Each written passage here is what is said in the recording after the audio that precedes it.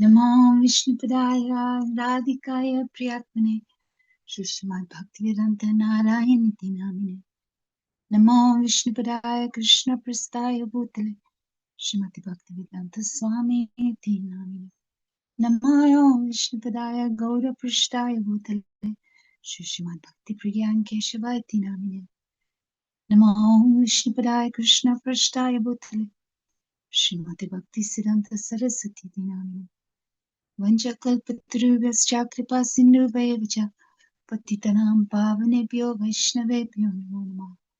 जय श्री कृष्ण चैतन्य प्रभु नित्यानंद श्री अद्वैत गदाधर शिवासादि गौर भक्तवृंद।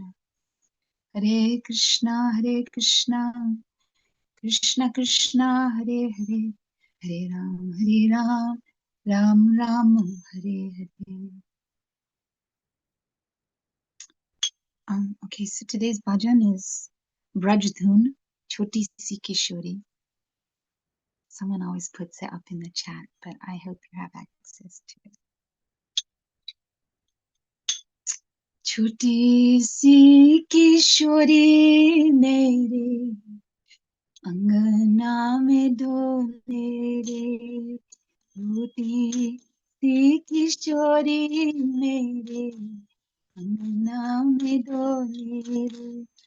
पाँव में पायलिया भाने छन छमा छम डोले रे. छोटी सी किशोरी में अंगना में डोले. छोटी सी किशोरी मेरे अंगना में डोले रे. मैंने बस पूछी लाली कहा तेरो नाम रे. मैंने बस पूछी लाली कहा तेरो नाम रे.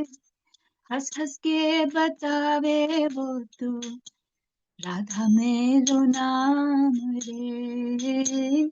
हंस हंस के बतावे वो तो राधा मेरो नाम रे. ओ छोटी सी किशोरी मेरे अंगना में डोले रे. छोटी सी किशोरी मेरे अंगना में डोले रे. मैंने बस पूछी लाले कांते ससुराल रे. मैंने बस पूछी लाली कौन तेरो ससुराल रे. शर्मा के बोले मुझसे जब क्रम ससुराल रे. शर्मा के बोले मुझसे जब क्रम ससुराल रे. छोटी सी किशोरी मेरे अंगना में डोले रे. ओ छोटी सी किशोरी मेरे अंगना में डोले रे. मैंने बस पूछी लाली कौन तेरो भरतार रे. मैंने बस पूछी लाली कौन तेरो भरतार रे. मुस्कुरा के बोले मुझसे श्याम मेरो भरतार रे. मुस्कुरा के बोले मुझसे श्याम मेरो भरतार रे. ओ छोटी सी किशोरी मेरे अंगना में डोले रे. छोटी सी किशोरी मेरे अंगना में डोले रे. मैंने बस पूछी लाली खाओगी का माखन. मैंने बस पूछी लाली खाओगी का माखन. आहा आहा बोले मेरे आगे पीछे डोले रे. आहा आहा बोले मेरे आगे पीछे डोले रे. ओ छोटी सी किशोरी मेरे अंगना में डोले रे, छोटी सी किशोरी मेरे अंगना में डोले रे।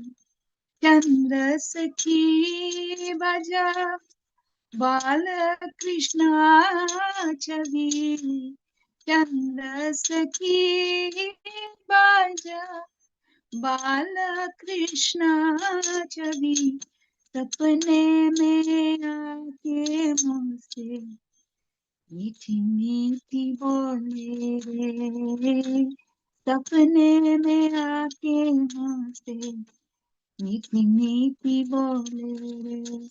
छोटी सी किशोरी मेरे अंगना में डोले रे, छोटी सी किशोरी मेरे अंगना में डोले रे। पाँव में पायलिया भांगे, चमचमा झम बोले रे, पाँव में पायलिया भांगे, चमचमा झम बोले रे। छोटी सी किशोरी मेरे अंगना में डोले रे, ओ छोटी सी किशोरी मेरे अंगना में डोले रे। हे राधे जय राधे, हे राधे जय श्री राधे, हे राधे जय राधे, जय राधे जय श्री राधे, हे राधे राधे राधे जय जय जय श्री राधे, हे राधे राधे जय जय जय श्री राधे, राधे राधे राधे जय जय जय श्री राधे, राधे राधे राधे जय जय जय श्री राधे, राधे राधे राधे जय जय जय श्री राधे, राधे राधे राधे जय जय जय श्री राधे। हरे कृष्णा कृष्णा कृष्णा हरे हरे, हरे रामा राम राम हरे हरे, हरे कृष्णा कृष्णा कृष्णा हरे हरे, हरे राम राम राम हरे हरे। जय गुरुदेवा जय गुरुदेवा, गुरुदेवा जय गुरुदेवा, जय गुरुदेवा जय गुरुदेवा, गुरुदेवा जय गुरुदेवा, जय जय प्रभुपाद प्रभुपाद प्रभुपाद, जय जय प्रभुपाद, जय जय प्रभुपाद प्रभुपाद प्रभुपाद, जय जय प्रभुपाद। गुरु परंपरा गुरु परंपरा, गुरु परंपरा गुरु परंपरा, गुरु परंपरा गुरु परंपरा, परंपरा गुरु परंपरा। निताय गौरा हरि बोल हरि बोल हरि बोल, निताय गौरा हरि बोल, निताय गौरा हरि बोल हरि बोल, हरि बोल निताय गौरा हरि बोल। Go, निताय गौ Premanand. Premanandi, Hari Bol, Hari Bol. Jai Shishi Guru Garanga Ganhapika Giridhari, Radha Vinod Vihari Ju Ki Jai. Jai Nitya Lila Pravishta Om Asto Tarastara Shishimat, Srila Bhaktivedanta Narayan Goswami Maharaj Ki Jai. Jai Nitya Lila Pravishta Om Asto Tarastara Shishimat, Srila Bhaktivedanta Vaman Maharaj Goswami Ki Jai. Jai Nitya Lila Pravishta Om Asto Tarastara Shishimat, Srila Bhaktivedanta Swami Srila Prabhupada Ki Jai. Jai Param Gurudev Nitya Lila Pravishta Om Asto Tarastara Shishimat, Srila Bhakti Pragyan Keshav Goswami Maharaj Ki Jai. Jai Jagat Guru Nitya Lila Pravishta Om Asto Tarastara Shishimat, Srila Bhakti Siddhanta Saraswati Goswami Prabhupada Ki Jai.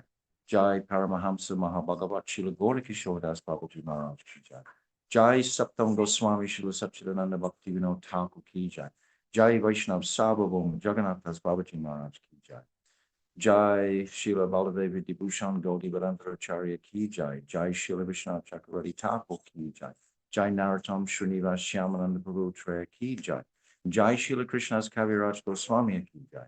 Jai Shri Rup Sanatan Shri Bhakta Raghunath Shri Jiva Gopal Pardasa Raghunath Sad Goswami Prabhu's Ki Jai. Jai Swarup Damodar Rai Ramananda Gaur Parsada Ki Jai. Namacharya Shila Haridas Thakur Ki Jai. Prem Sikahol Sri Krishna Chaitanya Prabhu Nityananda Shri Advaita Gadadhara Shivasadi Shri Gauda Bhakta Vrinda Ki Jai. Shri Anta Dvip Mayapur Simanta Dvip Gautram Dvip Madhya Dvip Kola Dvip Ritu Dvip Jana Dvip Modam Dvip Rudadvip Apatanavat Dam Ki Jai. Madhuravan Bandiravan Belvan Lohavan Mahavan Madhuvan Talvan Kamudvan Bahulavan Vrindavan Kadyavan Kamyavan Brajamandal Ki Jai. Shishi Radha Krishna Gopa Gopi Go Govardhan Dwarasavad Matmika Shri Brajamandal Ki Jai. Shamakund Radha Kund Giri Govardhana Ki Jai. Purnamasi Devi Yogamaya Maharani Ki Jai. Vrinda Devi Maharani Ki Jai. Bhakti Devi Tulsi Devi Maharani Ki Jai. Ganga Jamuna Devi Maharani Ki Jai. Gopishwa Mahadev Ki Jai. Jagannath Baladev Subhadra Sudarshan Chakra Ki Jai. Ketra Mandals Ki Jai. Sarva Vigna Vanasa Karishina Shingadev Bhagavan Ki Jai. Bhakta Prabha Sri Prahlad Maharaj Ki Jai. Charidam Ki Jai. Chari Sampradaya Ki Jai. Chari Achari Ki Jai. Akara Mat Raj Shri Chaitanya Mat Ki Jai. Shri Keshav Ji Gaudiya Mat Ki Jai. Grantaraj Srimad Bhagavatam Ki Jai. Harinam Sankirtan Ki Jai. Anantakota Vaishnava Vrinda Ki Jai. Samagata Bhakta Vrinda Ki Jai. Gauda Premanandi Hari Hari Bo. Vancha Kalpa Tarupyascha. Kripa Sindhavevacha. Patitanam Pavnivyo Vaishnavivyo Namo Namaha. Dhanyavad pranams. Thank you, Maharaj. Thank you, Radhika Didi, for that beautiful kirtan. A very short Mangalacharan from me. Om Ajnanatimirandasya Jnananjana Shalakaya Chakshur Unmilitam Yena Tasmai Shri Gurube Namaha. Nama Om Vishnu Padaye Radhikaya Priyatmani Shri Srimad Bhakti Vedanta Narayana Iti Namini. Nama Om Vishnu Padaya Krishna Prestaya Bhutale Shri Srimad Bhakti Vedanta Swami Iti Namine. Jai Shri Krishna Chaitanya Prabhu Nityananda Shri Advaita Gadadhar Shivasadi Gaur Bhakta Vrinda Hare Krishna Krishna Krishna Hare Hare Hare Rama Rama Rama Hare Hare. First of all, I'd like to pay my unlimited Dhanyavad pranams onto the lotus feet of my spiritual master, Sri Srimad Bhaktivedanta Siddhanti Maharaj, to the entire Rupanuga Guru Varga, to our assembled devotees, especially onto the lotus feet of our dear gurus present today, Sripad Bhaktivedanta Siddhanti Maharaj, Sripad Bhaktivedanta Vaikanas Maharaj, Sripad Bhaktivedanta Ashram Maharaj, and Sripad Bhaktivedanta Shiladveti Maharaj. We're so honored to have all of you here today. Welcome everyone to day 27 of our virtual Zoom parikrama. We have a beautiful parikrama planned for today at the most auspicious Varsana Dham. And to start us off, we'll hand over to Sripad Siddhanti Maharaj, who will do a little introduction for us today. Thank you, Maharaj. Dhanyavad. Thank you so much. Thank you, John. Guruvaya Gaura Chandraya Radhikaya Tidaliye Krishnaya Krishna Bhaktaya Tadabhaktaya Namo Namaha. All glories to Sri Guru and Sri Gauranga. So today we come to the most auspicious place of Varsana. And the first place we'll visit is Vrishabhanu Kund. And we appreciate the family of Vrishabhanu Maharaj. So yes, this is just some geography just to see where we are. So we've come from Giriraj Govardhan. And the other day we went via Dig and we went up the side, almost touching Rajasthan to Kamyavan. But today from Govardhan, we're going to go the central road directly to Varsana. We'll travel directly on this road. So this is the location. We're on the northern, western, mid-northern western section of the Braj Mandal. So practically we've covered most of our mandals so far. We're just going to go to Kokilvan and Javat in a couple of days, and then we'll cover the whole of the Brajamandal. So now we've come into Varsana, and the first place we come to is Vrishabhanu Kund. So we should appreciate that Vrishabhanu Maharaj, his father is called Mahibhanu, and his brother is Ratnabhanu and Subhanu, and his sister is Banu Mudra. So they all have the name Banu. We talk about Vrishabhanu, Nandini. This is a name of Sri Radhika. So they all consider themselves to be non-different from the sun because they all have the word Banu, sun, in their names. Vrishabhanu means the sun in the month of April and May, which is the sign of Taurus or Vrisha, the bull. So Vrishabhanu, this is when he appeared, Vrishabhanu Maharaj. And Radhika also thinks herself to be the daughter of the sun god, just as Yamuna is the daughter of the sun god, who is known as Chandramsa, Nandini, or the daughter of the sun god in 108 names of Sri Radhika. So it's just helpful to appreciate and get the perspective on Sri Radhika's name, Vrishabhanu. So this is Vrishabhanu Kund, where Vrishabhanu Maharaj would come daily and take his morning bath. And it's in this place, in another kalpa, because we've already been to Raval. And in Raval, we talked about the appearance of Sri Radhika in the Jamuna on a 1,000-petal lotus.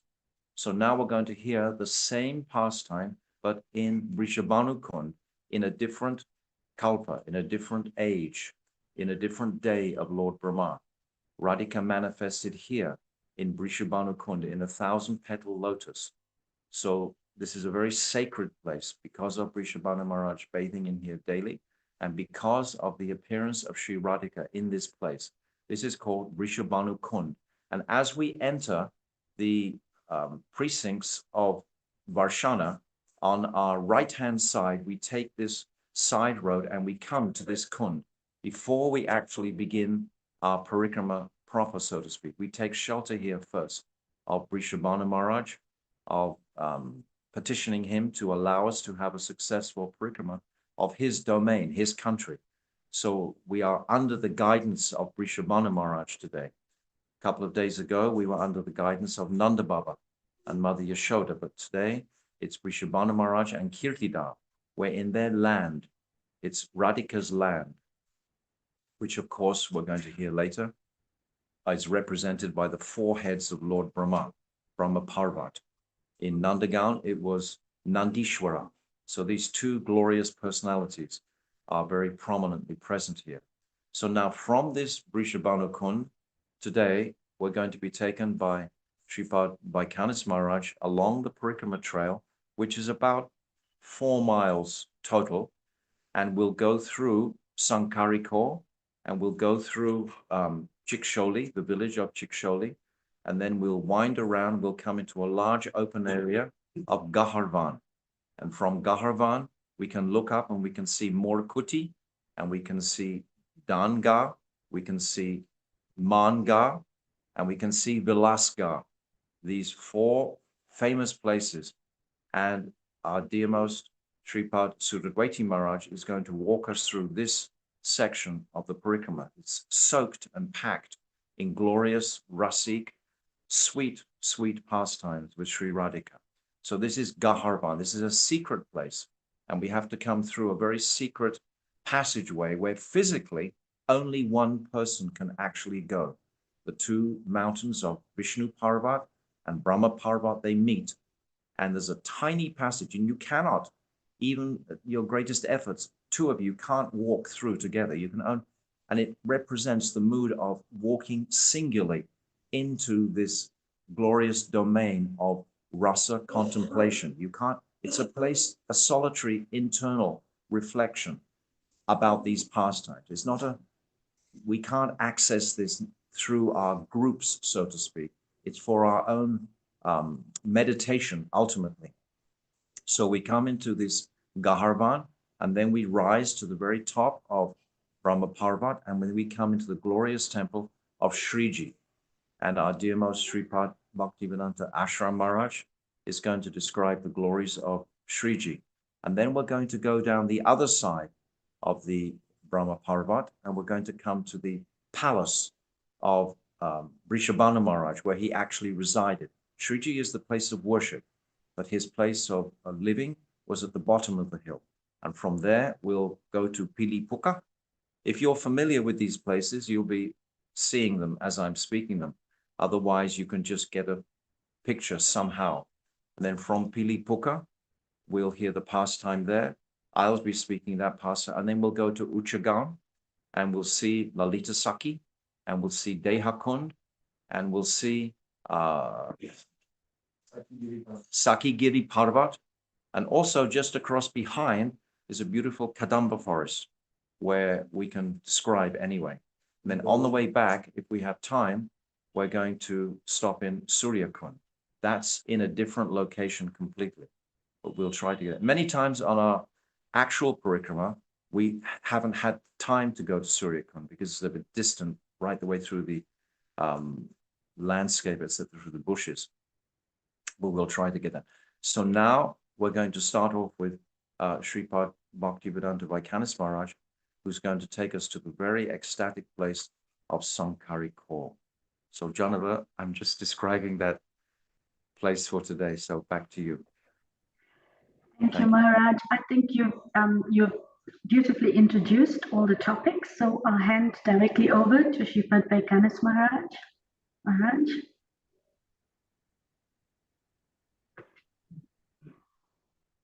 There we go. If we could show the map, so people could get, there's a map in the parikrama book, so people can get a visual of our little journey. Although it's a little confusing because, anyway, I can start. If you want to show the map, you can. So, Jnana-timirandasya Jnananjana Shalakaya Chakshulamilitanjena Tasmai Shri Guruve Namaha. Guruve Gaura Chandraya Radhikaya Tadalaye Krishnaya Krishna Bhaktaya Tad Bhaktaya Namo Namaha.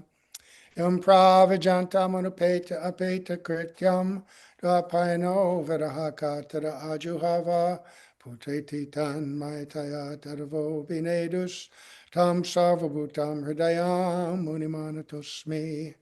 Narayanam Namaskritya Naram Chaiva Narottamam Devim Sarasatam Vyasam Tato Jayamudirayat Bhaktya Vihina Padada Lakshay Kiptastakamari Tarangamadye Kripa Maitvam Sharanam Prapanna Brinde Namaste Charanada Vindam Tavevasmi Najivami Tvayavina Iti Vigyaya Radhe Tam Nayanam Charanandike Vancha Kalpatarubhascha Kripa Sindhubhya Evacha Patitanam Pavanebhyo Vaishnavebhyo Namo Namaha. So beginning our parikrama under the guidance of our beloved gurus, we offer our most humble, grateful Dandavat pranams to our beloved Diksha Guru Sri Nityalila Pavishta Om Vishnu Padasto Tarsat Sri Srimad Abhaya Charnaravinda Bhaktivedanta Swami Maharaj Srila Prabhupada, and to our Shiksha Sannyas Guru Sri Nityalila Pavishta Om Vishnu Padasto Tarsat Sri Srimad Bhaktivedanta Narayan Goswami Maharaj, and to our exalted Rupanuga Guru Varga, all the assembled Vaishnavas and Vaishnavis. So now we're going on to a part of the parikrama, which is beloved. When we go on this, we can't help but think of so many of our great acharyas who have gone on this and inspired, the descriptions of this remarkable Leela. And this map, it could be a little confusing because it shows us going from the top, Vrishabhanu Kund, down through this thing we call Sankiri-parvata. But when we're actually walking, the Vishnu Parvat is on our left and Brahma Parvat is on our right? When you're actually walking on it. because we're going like that away, and that's how it appears. And it's a wonderful place, even though it's quite near the town of Varsana. I mean, it's in it. This little section is, undeveloped except for the trees and the little temples and shrines and places that are on it. And it's a remarkable pastime here. So we come up to this area and we all kind of stop. And on the left is a small hill with a little shrine on top. And this is Vishnu-parvata, little manifestation of Lord Vishnu. And on the right, the larger hill that we're going to go up, and which the temples are on, is Brahma-parvata, Lord Brahma. And this was a place where gopas and gopis would assemble. During her younger days, before she was married, Srimati Radhika would live here in this Varsana. And then occasionally, when it was understood that the daughters could come back for a brief period, time to time, to be with their fathers and their mothers and their family. So the gopis would carry their milk here regularly, and just like Dana-garha, where the two hills are very close to each other, there was a narrow path. Now it's even more narrow. Anyone who's walked it realizes how narrow and challenging it is. One person at most can go in a line at a time, right? So the gopis would come here and they would have to walk through this place, and it was very confined, and it was here that Krishna and his friends would again come and demand tax, like a Dana-garha. There are many Dana-garhas where Krishna would confront the gopis and say, now you have to pay tax. I'm the king of this place, and whatever you carry, whatever you have to pay tax to me. Does he need their milk? Does he need their yogurt? Of course he doesn't. He doesn't need it any more than he needs the milk and yogurt of the elderly gopis, the friends of his mother, in whose houses he goes to steal. But what does he want to take from them? What does he want to taste when he steals this milk and butter and yogurt? He wants to taste their love, right? And the love of the cows also that provided the milk, and the love of the devotees that churned it into butter, and especially the love of the gopis who are carrying it, right? In Vrindavan, in this eternal realm, everything is a manifestation of prema. We heard that in the very beginning of the parikrama. Every glance, every gesture, every movement is an expression of love, pure, exalted, high-class love. And this milk and butter is infused with that prema, right? So he would demand a tax, but it would also set up an opportunity for argument, conflict, quarrel, right? And this was so enjoyable by all of them. But at one point, the gopis became a little, what would you call it, upset, tired of Krishna's constant demands and stealing their milk and yogurt, so they devised a plan. Gopis are very, very clever. One thing about Madhurya Ras, generally when we read about the cowherd boys, they're very clever. They play games. They have games of, cops and robbers and fighting games, wrestling, all of this. But Sakya Ras is included in Madhurya Ras. And actually, the qualities of Sakya Ras are manifested in Madhurya Ras as a Sanchari Bhav, as are the qualities of Vatsalya. And so the gopis can have this mood and have this expertise in these pastimes as well. We know how Radhika sometimes even wrestles with Krishna directly, and without even having to touch him, can defeat him, right? So the gopis made a plan, and you know how clever they are. Lalita, especially, the clever Lalita. So they said, let's set Krishna up. He hangs by this place every day waiting for us to come. So let's send a small group, a few of our Sakis, with the milk, and then he'll be caught off guard.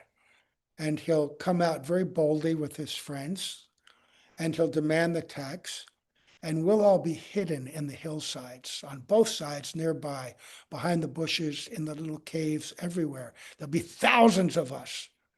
And when Krishna comes unsuspecting, we'll descend upon him and capture him and punish him as he deserves, right? So this is what happened. And then a few innocent looking girls come with their little milk and yogurt, carrying the pots on their heads. And Krishna boldly, with Madhu Mangal and a few others, steps out and again demands the tax. And there's a little argument, right, back and forth. And then they get the signal, right? They get the signal. And all the gopis come pouring down from the hill. And when we're there, you know, we're all standing and sitting all around these hills on the slopes. And of course, it was much bigger then, but you can really feel that and that atmosphere and imagine all these gopis coming down, ambushing Krishna from all sides. No escape, nowhere to go. And they capture Krishna. 5 or 10 gopis capture Krishna. They capture Madhu Mangal. They capture Subal, Arjun, Labanga, all these other sakas. They're all caught, trapped. And their hands are bound with flower ropes, and their sikas are tied to the branches of trees, and they're helpless. And the gopis are holding them by the arms and slapping Krishna's cheeks. There's a really nice little nice pastime with Madhu Mangal. Whenever he gets caught, he just completely surrenders, apologizes, says, "Oh, I'm just an unfortunate Brahmin boy. You know, I'm very simple. I'm always hungry, and I fell under the influence of this fickle Krishna." What does fickle mean? It means capricious, unpredictable, right? Doing this, doing that. And now look what he's done by his actions. He's gotten me into trouble. Oh, please let me go. I apologize. I'll never do this again. And then Radhika and the others will insult him, this stupid Brahmin boy. And and they sometimes even give him some sweets and send him on his way. But Krishna, he had to be taught another lesson. And so he's grabbed, and they remove his cowherd boy clothes and they dress him in a skirt and a choli and a top, right? And all the bangles, blouse, everything. And they even put vermilion, you know, the little red mark of a married girl in between his hair, bangles, armlets, and they put a veil over his face, and then they put a pot of yogurt on his head. And they're slapping him and insulting him, and Krishna's weeping, right? But he's enjoying it immensely. It looks like he's being unhappily punished, but he's enjoying this arrogance and this power of the gopis and their anger. Internally, he's enjoying it so much, but he's also weeping, right? And they're slapping him. And then he's standing there completely bound, held up, sika tied, veiled, dressed like a girl, mocked in every way. And then Lalita is on that hill on the left, on the top, and she's got a rock in her hand. And this is quite a few hundred yards. And she just throws it from that distance, a perfect strike.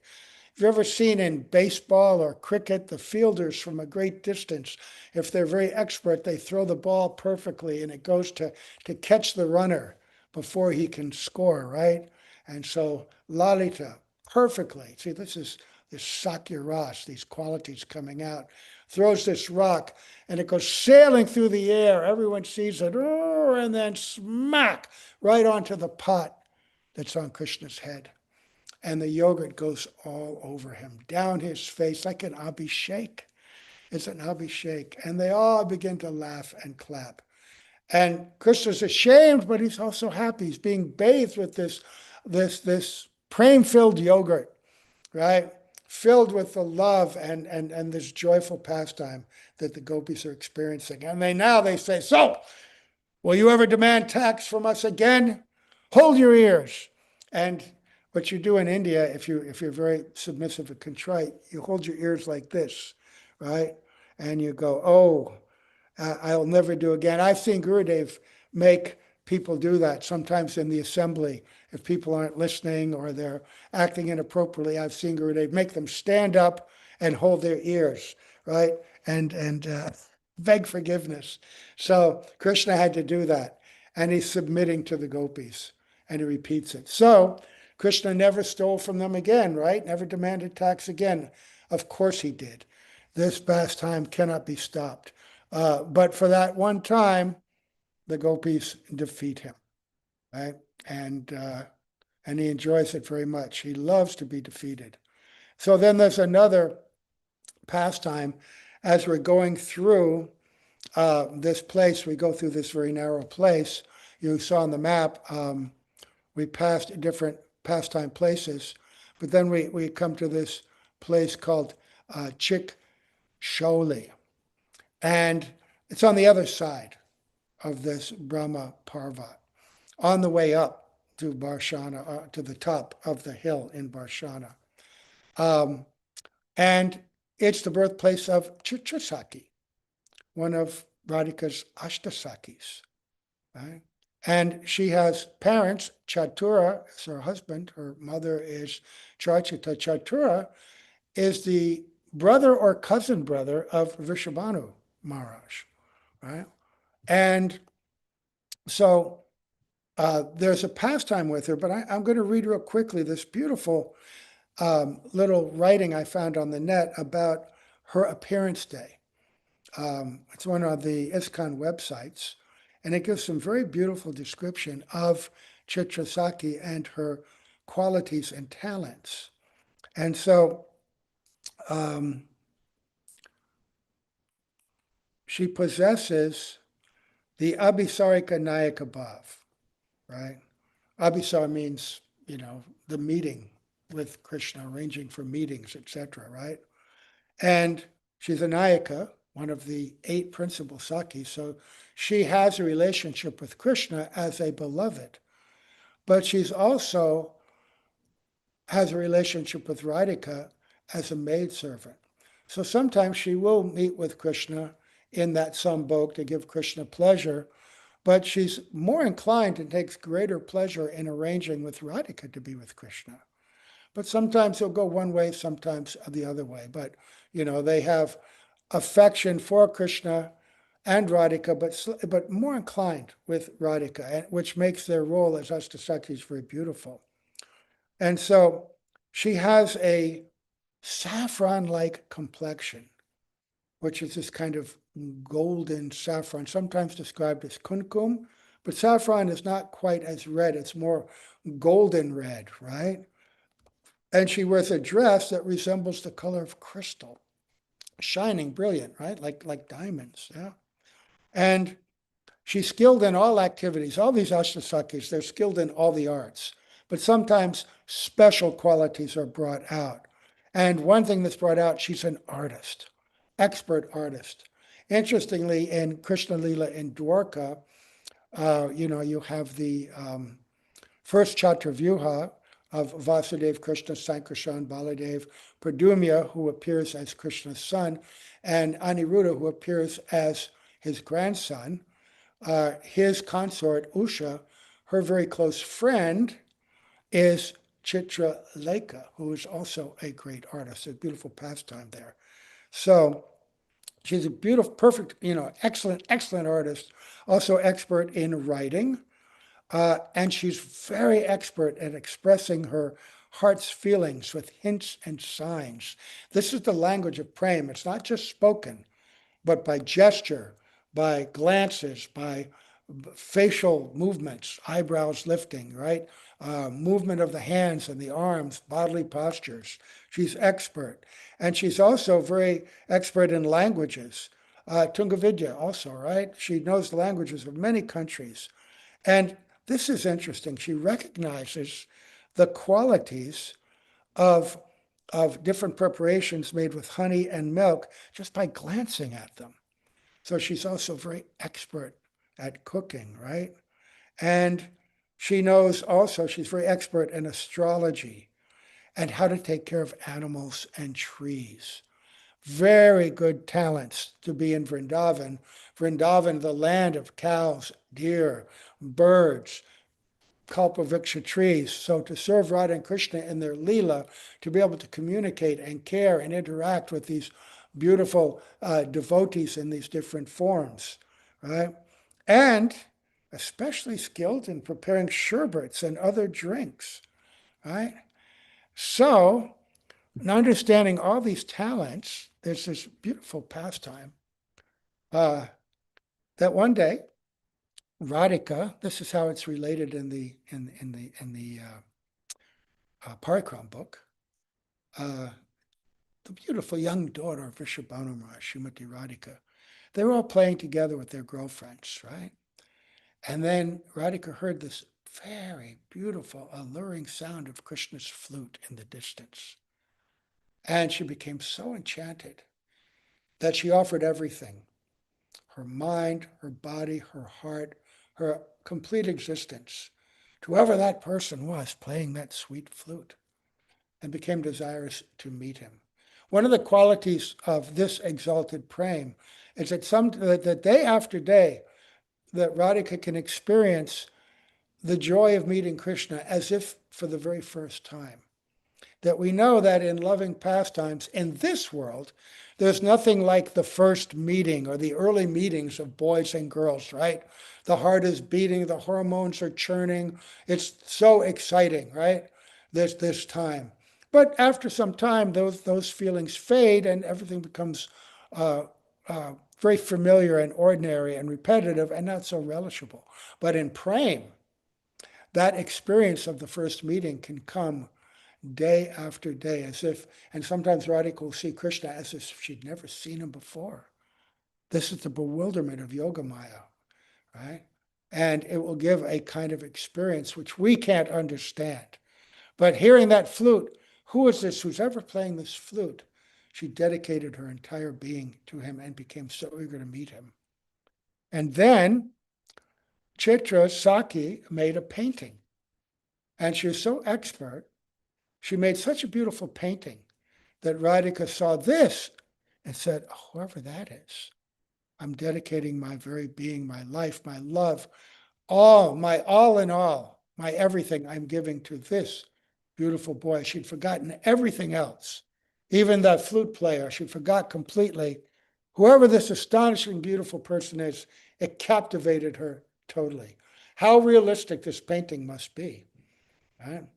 Anything expressed by the hands of these eternal associates is perfect, right? And in this world, we worship deities, but a deity becomes authentic when it represents the realized vision in the heart of a pure devotee. That's what a deity is. And that form in the heart of the devotee agrees to enter that form that we might see as stone or brass or whatever, and that Ishtadev, that most beautiful form of worship of that pure devotee, becomes the deity, right? There's no longer, what we would perceive or consider anything worldly or material. So this painting of Chitrasaki, it's Krishna, and she becomes completely in love. At that time, now, Krishna and his Sakhas were in that area herding the cows, and then Radhika glances in that direction and sees, it's described, the supremely heart-stealing threefold bending form, Tribhanga Lalita of Krishna. And Radha could not control her feelings and offered herself to that handsome young man. And then they wander off. Now Radhika is incredibly restless, but she's regained her senses to some extent, and she begins to think, oh my goodness, and she speaks to Lalita, oh, I can't be alive any longer. Why not? Because I'm an unchaste woman, right? Any honorable woman would only dedicate herself to one person. You know my love, right? My love is Sham, right? But today I heard this flute playing. I became attracted to whoever that is. And then I saw this young man in Chitra's painting. And then I became completely spellbound in love with him. And then I saw this young man coming out to graze cows. My righteous conduct has been destroyed. What's the use of my remaining alive now?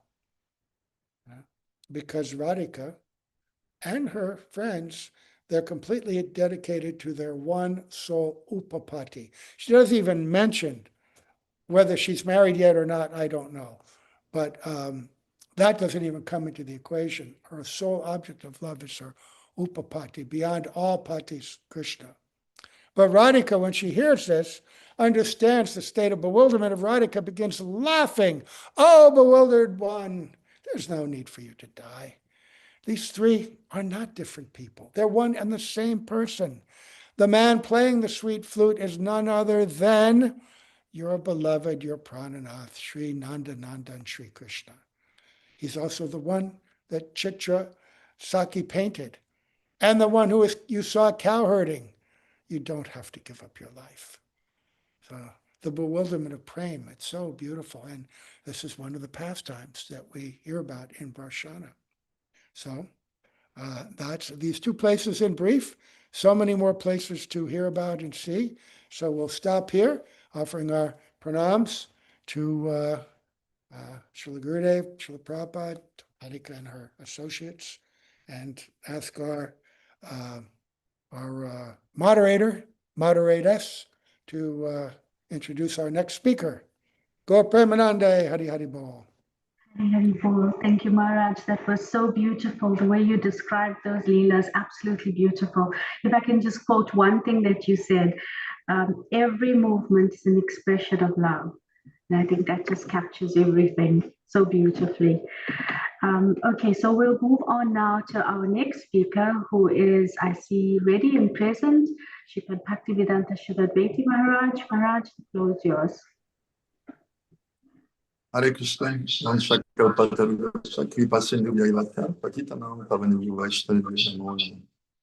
so we heard such wonderful pastime from the mouth of Sripad Vivekananda Maharaj. Now I am supposed to speak on other places. Now, one of them is Vilasa-garha. Actually, we never go to Vilasa-garha because it is on the hill on the west side of the Sankiri-parvata. No. So actually, we never go on that. We stay always on the Brahma Parvat. We go in between the two hills. Oh, Maharaj, eco. No. We go between the two hills, but on the left side, where sometimes we sit, you have groups sitting, and sometimes we say, oh, you're sitting on Vishnu's side, I'm sitting on Brahma's side. Oh, you're on Brahma's side, you're on the wrong side. Sometimes jokes are exchanged like that. So on that place, on that hill,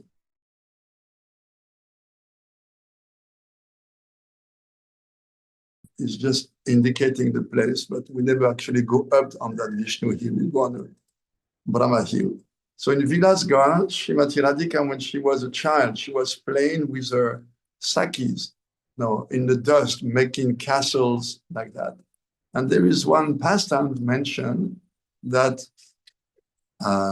when they were playing together like that, Krishna arrived, just impromptu. And then he managed, or rather the demigods, by the arrangement, a big storm, dust storm came. And everyone's eyes were completely clouded by the dust. And Krishna took advantage to embrace Srimati Radhika at that place, Vilasa-garha. Vilas means the loving pastime. Chid Vilas, in the words of Srila Maharaj, a sweet play of the absolute. So that happened at Vayasandhi between childhood and adolescence, just at the junction. So this is something about Vilasa-garha. Like I said, we never went up there. Then, as we go through Cikasauli, the village of Cikasauli, after Sankiri-parvata, winding up in those small streets, then Gurudev would take us to the beautiful Krishna-kunda, which he described as a jewel of Gahvaravana, this forest. Gahvaravana means very dense, very thick, and you have all those thickets, all those groves. And Krishna-kunda is a place where Krishna with his friends would play. That kund is it's very fresh in my memory because I was just 5 days ago there. And it was full, so beautiful, clear water.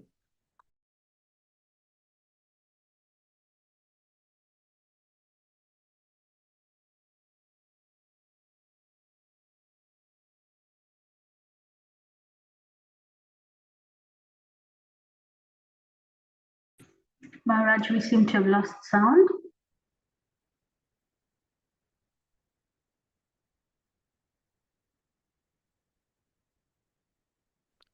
It looks like his internet is frozen. It is, and I see now he's on mute. Let me try and unmute him.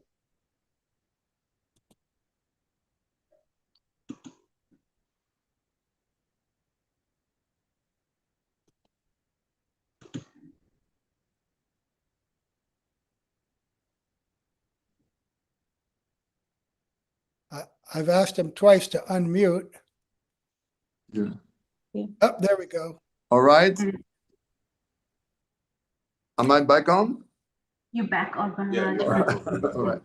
So from here at Krishna Kund, either you look at Mor-kuti up or you go up to Mor-kuti. And Mor-kuti is a very delicious place. I mean, this whole place is enchanting. This whole forest is so beautiful. So Gurudev sometime would take us there. So Mor-kuti, one time Radhika and Krishna, they were there playing on the hill. And when they came, all the peacocks and peahens started to dance. And when they saw their dancing, Radha and Krishna could not resist. They also wanted to dance. No, they didn't dance in an ordinary way. They took the form of peacocks. They turned themselves into peacocks. And they started to dance like that. So that place is called Mor-kuti. Mor is from Mayur, peacock. Very enchanting place. And from there you can look down to Krishna Kund and you have the vision everywhere around. So inside the temple, you have all those paintings, and through that window that we see, we can look down. You can see probably on the same level or maybe a little lower, you have Man-gar, where we're going to go now. And otherwise, you see all the surroundings, all the forest of Gahvaravana. Very beautiful place, very intimate place. Maybe we can tell a story there that people are asking, why does Krishna has a peacock feather on his head? So one time Krishna and Radhika were wrestling. And Krishna doesn't like to lose, right? He's so tricky. So when Radhika was having the upper hand, Krishna escaped by transforming himself into a big black snake. So Radhika didn't renounce. Immediately she changed herself into a peacock who was a sworn enemy of the snake, and they started to fight. And again, she was defeating him, although he's a snake and peacock. And then Krishna switched back into his human form. But before that, he just took a peacock from her and put it on his head, acknowledging, actually, she has defeated me.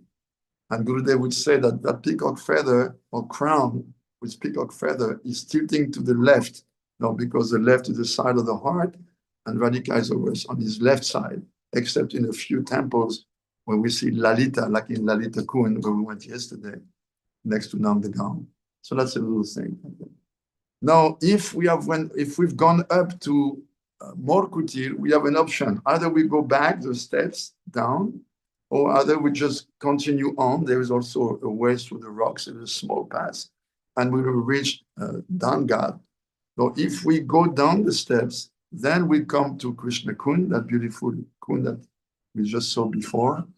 And we go through some very beautiful passage full of bougainvilleas, flowers, very, very beautiful and enchanting. And then a few meters further, there is a path leading on the left, going up to Man-gar. Quite steep, actually, When we were walking there a few days ago, I realized what it means to be old. I mean, I'm 72, and I was saying, I had to catch my breath many times on the way. My students who were there much all younger, they were just going up and up. But I was just like, give me a moment to catch my breath. It's quite steep. Then we come to that beautiful area, very, very enchanting. Now they're building another temple, a big, big temple. So you could not have access too much to the deities because it was all. So these are the steps coming Man-gar to the place, to the temple. And in that place, Srimati Radhika was waiting for Krishna. They had abhisar, they had an appointment. As Krishna was going on the way, as happened regularly, written by the most expert script writer, Vrinda Devi, she sent Padmasakhi from the side of Chandravali, who came and started to describe to Krishna how Chandravali was in such state of separation. She was fearing for her life. And of course, Krishna is always reciprocating. He's like bound.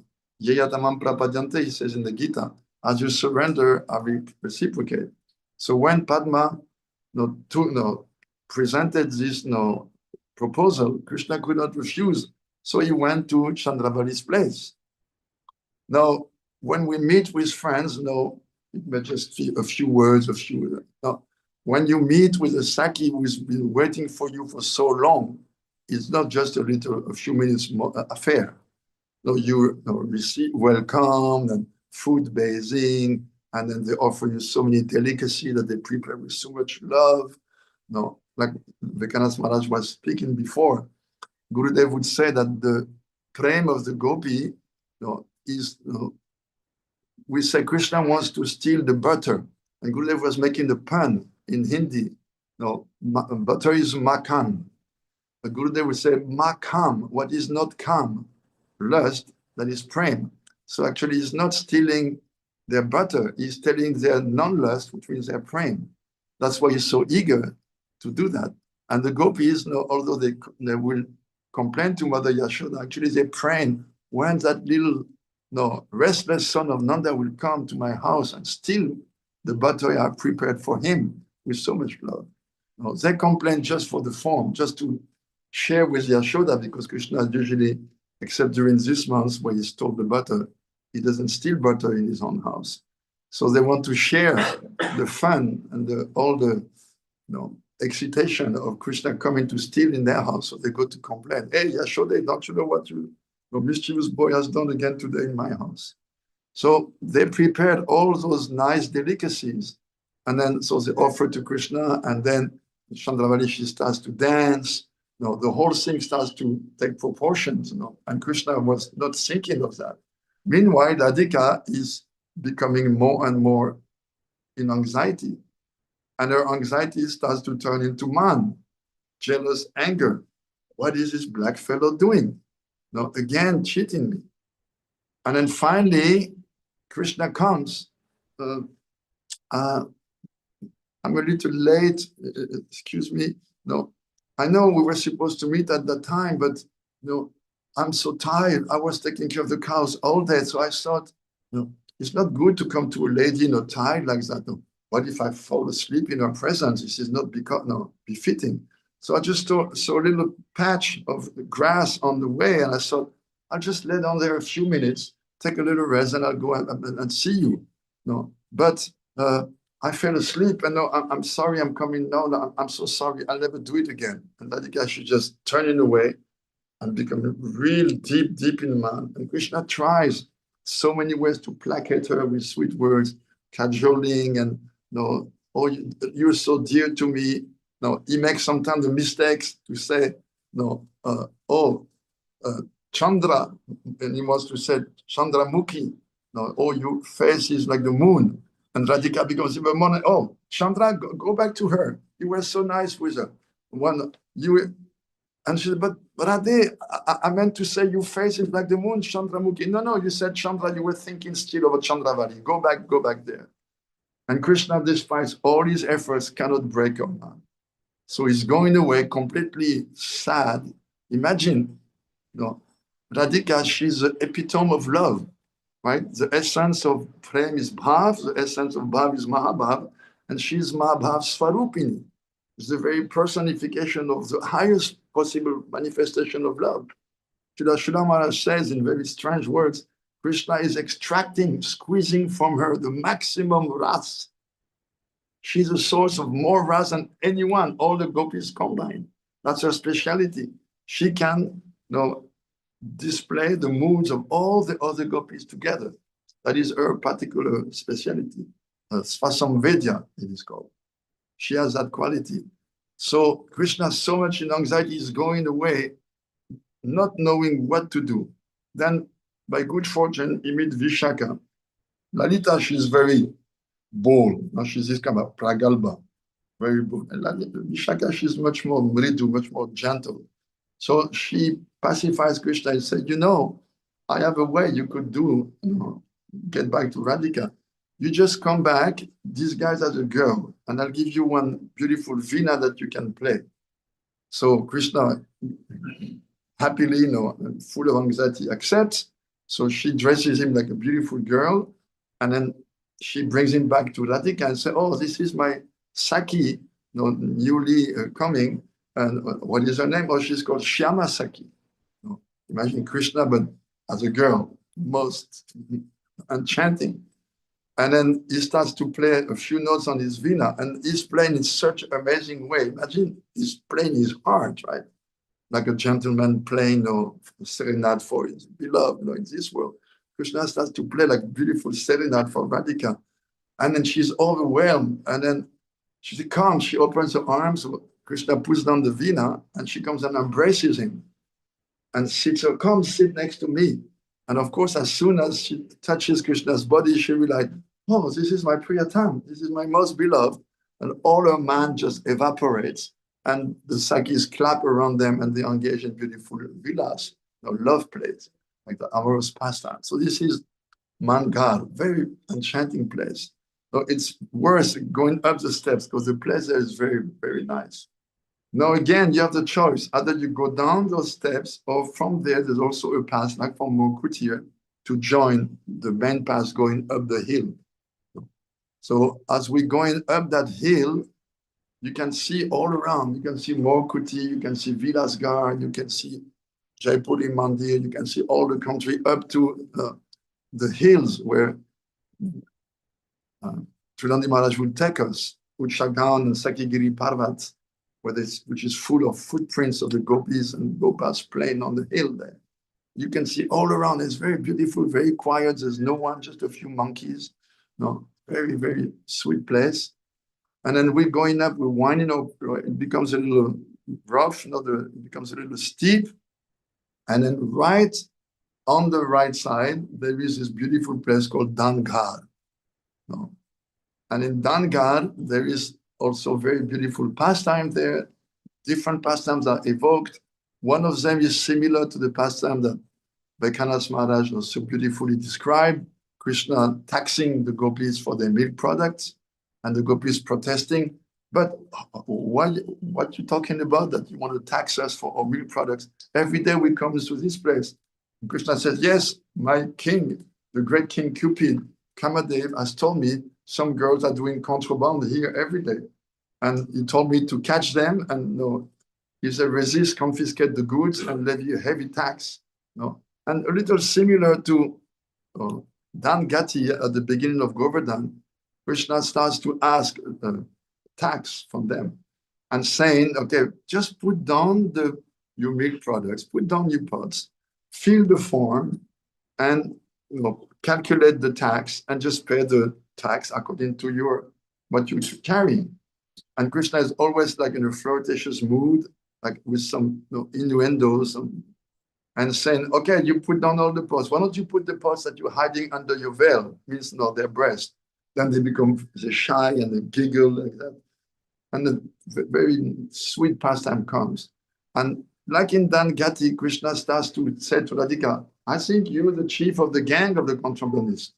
So you'll have to pay a special tax for every beautiful part of your body. And he starts to describe Radhika's beauty and asking a special tax for every part of her body. For your beautiful eyes like sapphire, 100 sapphires. Mm-hmm. For your forehead, which is like a golden slab, 10 tolas of gold. For your teeth, like little pearls, not less than 50 rows of pearls, and then so on and so on. For your nose, which is like beautiful like a parrot, so many, you have to pay so much, emeralds. For your conch shell, neck like a conch shell, so many conch shells. And he's asking Madhumangal to keep track, Madhumangal, you noting down like this. Like this, it's a similar pastime, then that's why it's called Dan, tax. But there, Krishna is not subjected to the lesson taught in the Shankari court below by the Sakis. And then they just end up giggling and laughing.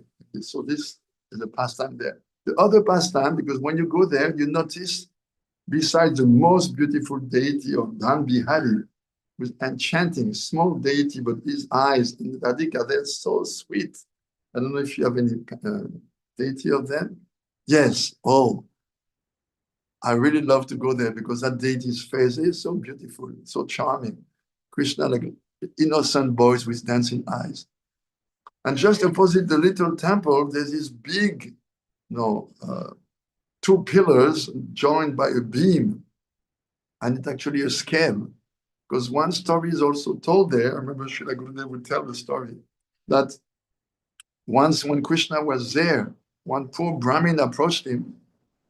The same story that you hear usually at Dan, Deha kun, give me kun, in the Uchagaon. So the Brahmin approached Krishna and said, "Oh, I have a daughter to marry, but I'm very poor. So you please, help me, give me something to help, fund my marriage for my daughter." And Krishna, was with Radhika, and Krishna considers Radhika his supreme wealth. And Krishna, without thinking twice, Brahmin is asking, Krishna is Brahmanya Dev, the Lord of the Brahmins. Go Brahmana Idayachai is always protecting the Brahmins. When the Brahmin asked him for wealth, Krishna did not hesitate. He said, "This is my more precious wealth." And he presented Srimati Radhika to him. And the Brahmin said, "Are, I'm asking you some money to marry one daughter. You give me another one. Now I'll have to marry two. No, I want gold." So Krishna says, "Oh, okay, no problem." And what did he do? Immediately, Vrinda, guessing his mind, manifested this beautiful swing, or scale rather, with two sides. So Radhika sat on one side and Krishna started to pile up gold on the other side until the gold was equal to the weight of Radhika. Then the Brahmin took that wealth away. And Gurudev would say, Radhika is Mahalakshmi. She's the source of all wealth in the three worlds and beyond. But this Brahmin just wanted gold. It was very unfortunate. He approached Krishna. Krishna gave him Radhika, the source of all wealth, but he declined. He didn't want it. So he was actually cheated. So this is the pastime happening there. Very beautiful. There's also Rasa Mandal, because Krishna also danced with the gopis at that place. Very quiet place. And then when we leave that, go down a little slope and we come to this very impressive structure, very large, which is Jaipuri Mandir. The temple built by the king of Jaipur, therefore it's called Jaipuri Mandir. Now, unfortunately, they built a ramp so cars can come up from the village of Varsana all the way up, and it's packed with cars, and you have to wind your way between the cars to go to the temple. It's quite disturbing. Before that was never like that. I guess all the Delhiwalas come with so much money, so they made this ramp up, but it's disturbed so much the place. It's not like it was before. No, it's like just rows of shop all the way to Sriji Mandir.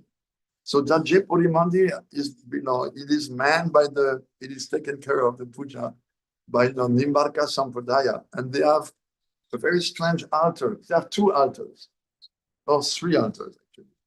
And in the central altar you have Radha Krishna. On the left you have also some Radha Krishna, and in the left side you have very unusual deities. You have Amsa Avatar, the Swan Avatar, Amsa Avatar. You have the four Kumaras. You have Narada Muni, and you have Nimbaditya Acharya there. You never see this kind of altar. Narada, the four Kumaras, Amsa Avatar. Amsa means when Mahaprabhu comes only one time in the day of Brahma. So the other Kali Yugas, the Yuga Dharma is the same, Nam Sankirtan, but it's not Mahaprabhu who comes. Sometimes Amsa comes, or some empowered Jiva. So Amsa Avatar is one of those avatars who come to give the Yuga Dharma in other Kali Yuga than our Kali Yuga, which is blessed Kali Yuga because Mahaprabhu came. Danya Kali. That's why all the acharyas praise this Kali Yuga. Even in the Bhagavatam it is mentioned. Kalir doshani de rajane kopyasti maham guna kirtana deva krishnasya mukta sangha paramraja. Yes, king, you're right. This Kali Yuga is an ocean of defects, but it has a very amazing quality. Maham guna, very great quality. What is that? Kirtana Deva Krishnasya, just by chanting Krishna's name, Mukta Sangha Param, Raja, you would achieve the highest form of mukti. What is that? Mukti Vatanata Rupa Swarupana Vivastiti. You will be reinstated in your original position of eternal servant of Krishna. So that is Jaipuri Mandir. From there, we wind through what used to be just bushes and a small path. Now it's just, like I said, a row of shops, and beggars and sellers of all kinds of things. We go all the way to the beautiful Sriji Mandir. Then, now we will hear the glories of that place from Pujapad Ashram. Vanchakalpata Vishta Kripa Sindhubhya Vacha Patitanam Pavanebhyam Vaishnavi Namo Namah. Jai Gurudev. Thank you, Maharaj. You beautifully brought us to Sriji Temple. Thank you so much. Now we hand over to Sripad Bhaktivedanta Ashram Maharaj. Maharaj.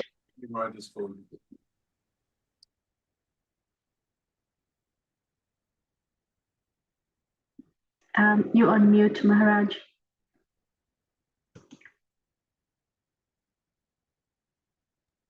I'm on Tridandi Maharaj's phone.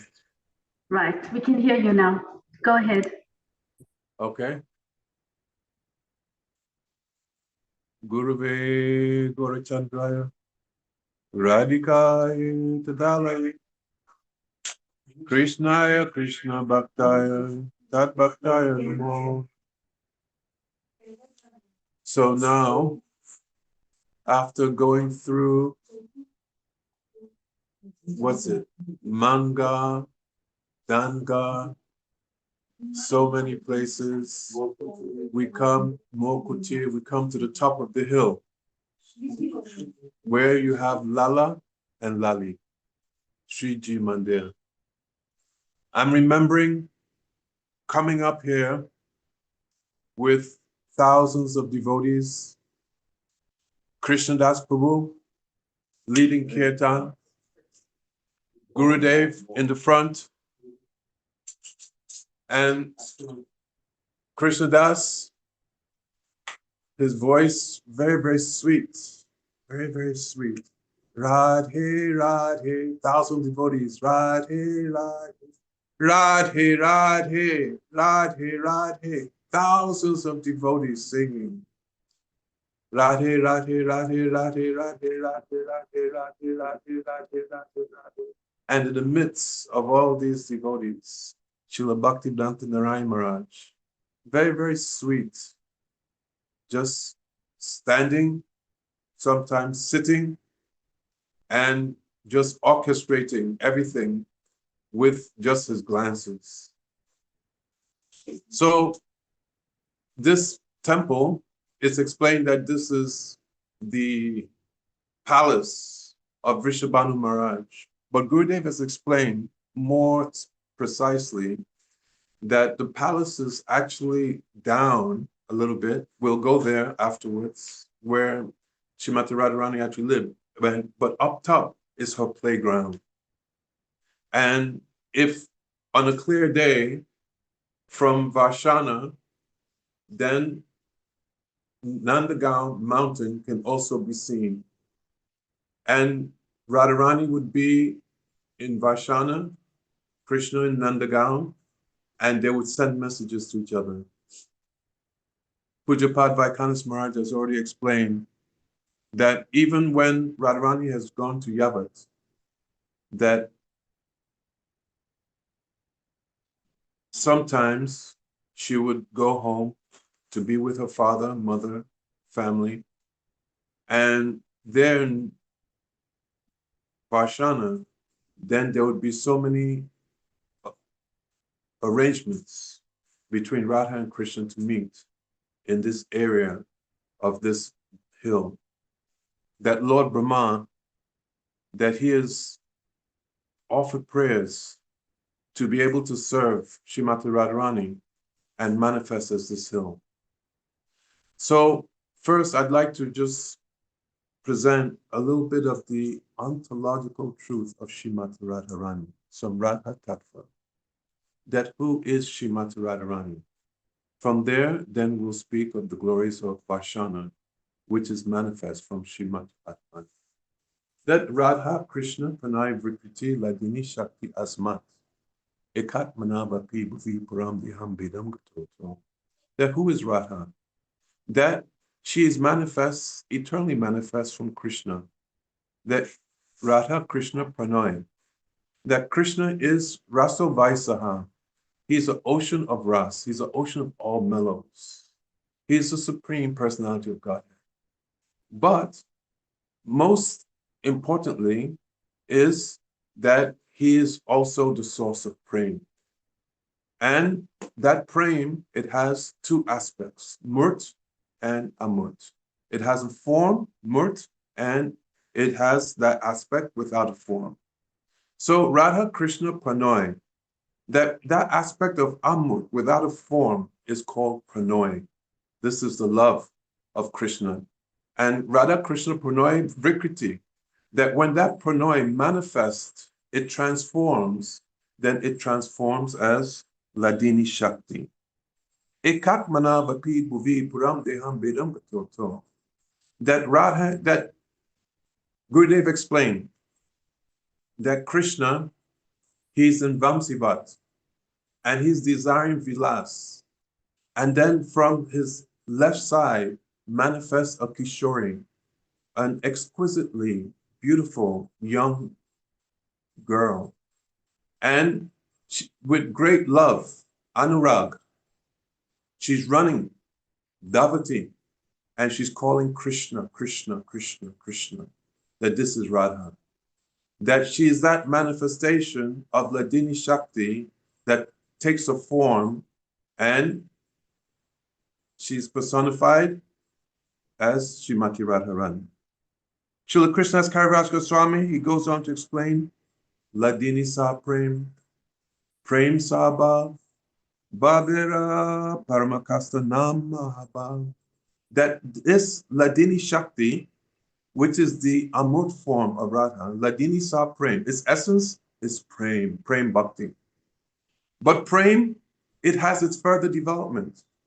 Sneha, Rag, Anurag, Bhav, Mahabhav.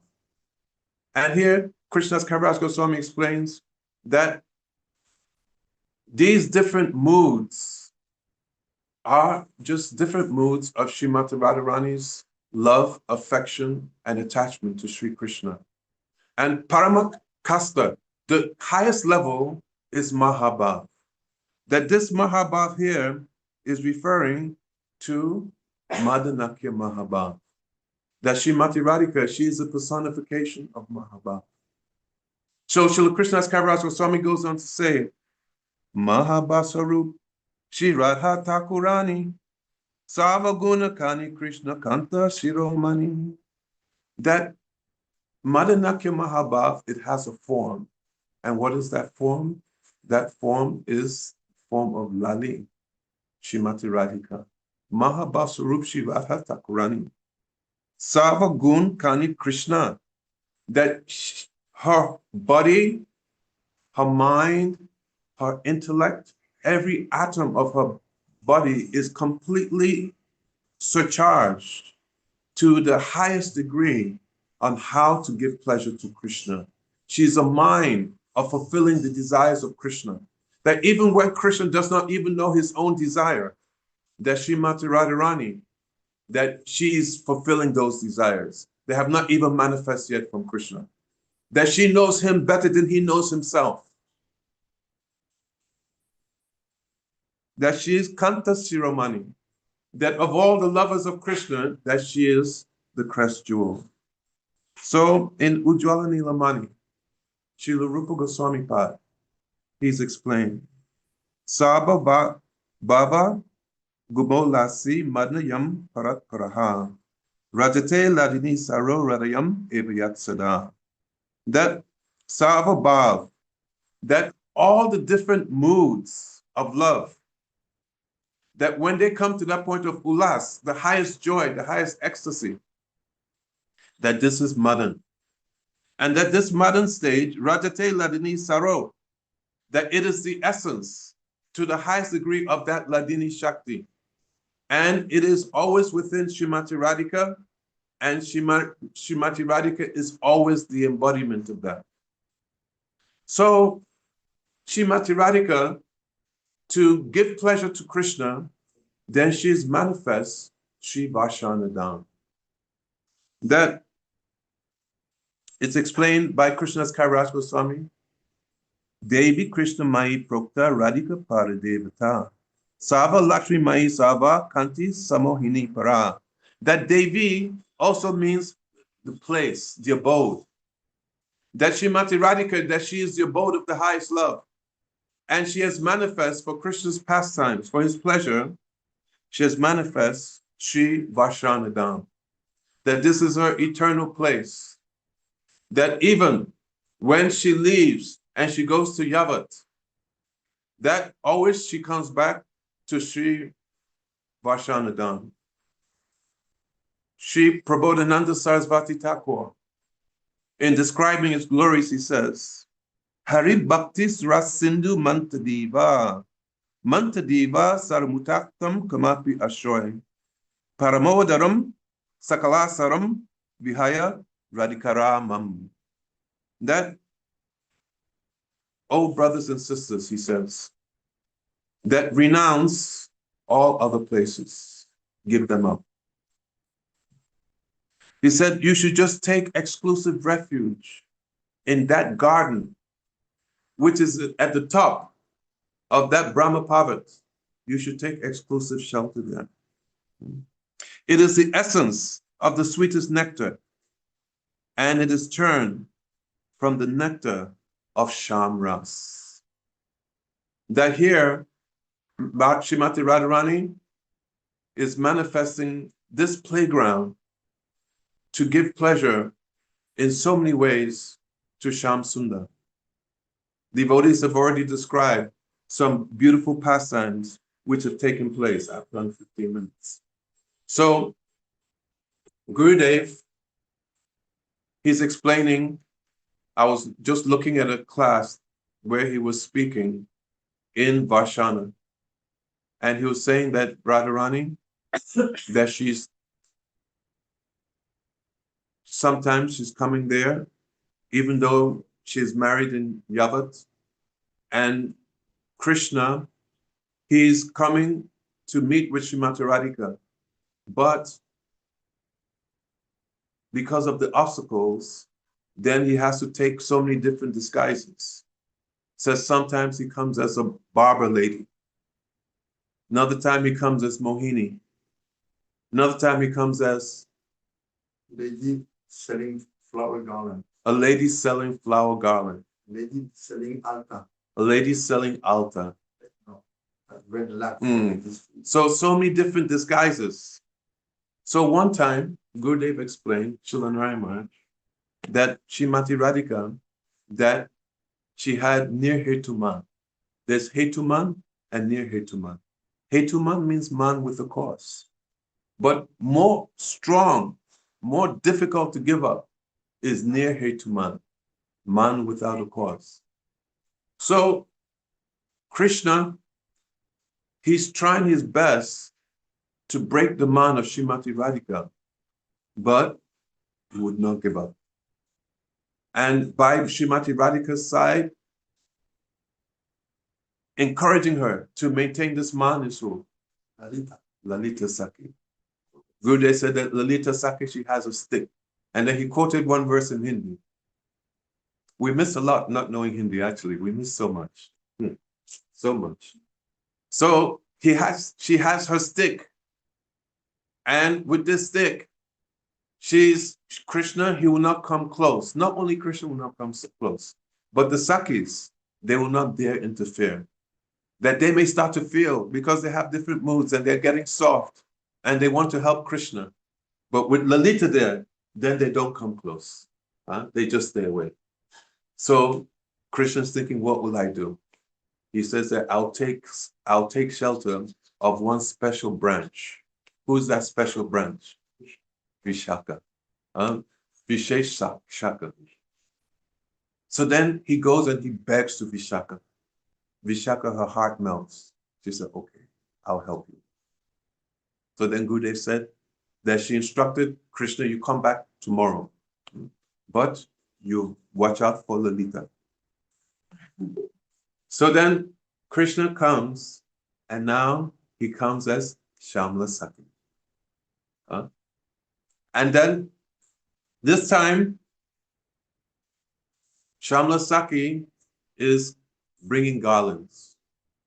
And Shamla Saki is telling the other Sakis that I have this garland, that anybody who touches it, what to speak of wearing it, if you just touch this garland, that all your distress, all your misery, all your worries, they'll fly away like birds in the sky. Srimati Radhika, she is suffering because man has completely enveloped her. But in the core of her heart, she wants to meet with Krishna. But the man has controlled her so much that she cannot give in to the man. And even if she was to give in to the man, Lalita's right next to her. So she has no option. So she's crying. She tells the Sakis that I don't want to see anything black, that cheetah, that you cover my hair, I don't want to see it. You cover my eyebrows, you put chandan, you cover. The bird cage, which is black, you cover. That any black fellow, I don't want to see. I don't want to be reminded of him. All those black bees. The black bees, you kick. I want nothing to remind me. In another pastime, one time she goes outside and she sees the cloud and she runs inside. She has udguna. And she's saying, I don't want to see this cloud. I don't want to see this cloud. And she's crying and crying and crying. But let me not go that way. So then Shamla Saki comes, and she comes and she sees Vishaka Saki. And then they go and they bypass Lalita Saki. And Vishaka Saki tells Srimati Radhika that, oh Radhe, that there's this Shamla Saki, and she makes very, very beautiful garlands that whoever, not what to speak of wearing the garland, if you just touch this garland, that all your sorrow will fly away. That I think you should try this. And then this Shamla Saki starts to give the garland to Srimati Radhika. And Srimati Radhika, just touching the garland, then immediately understands that, oh, that this is not just Shamla Saki, this is Sham. And then immediately she says, oh, this garland is so nice. All my problems have gone. I'm so happy. I want to repay you. And to repay you, I think that I have to take my own clothes and ornaments, and I want to personally dress you in the most beautiful way. And then she calls Lalita. And then Lalita Saki, she understands. So yes, we'll dress. And then from this, then very, very beautiful pastimes. Then they manifest. So I just want to quote this verse. My time, I've got 5 minutes. No, it's okay. Huh? Actually, have you heard this pastime before? You heard it before? So finish. Because no, this time he stopped. And then he went on to something else. He finished it in Hindi and I couldn't hear. But I thought that, I think I've heard this pastime before, that then Radharani, then they take this Shamla Saki and then they take him into a kunj and then pastimes. But what do you know?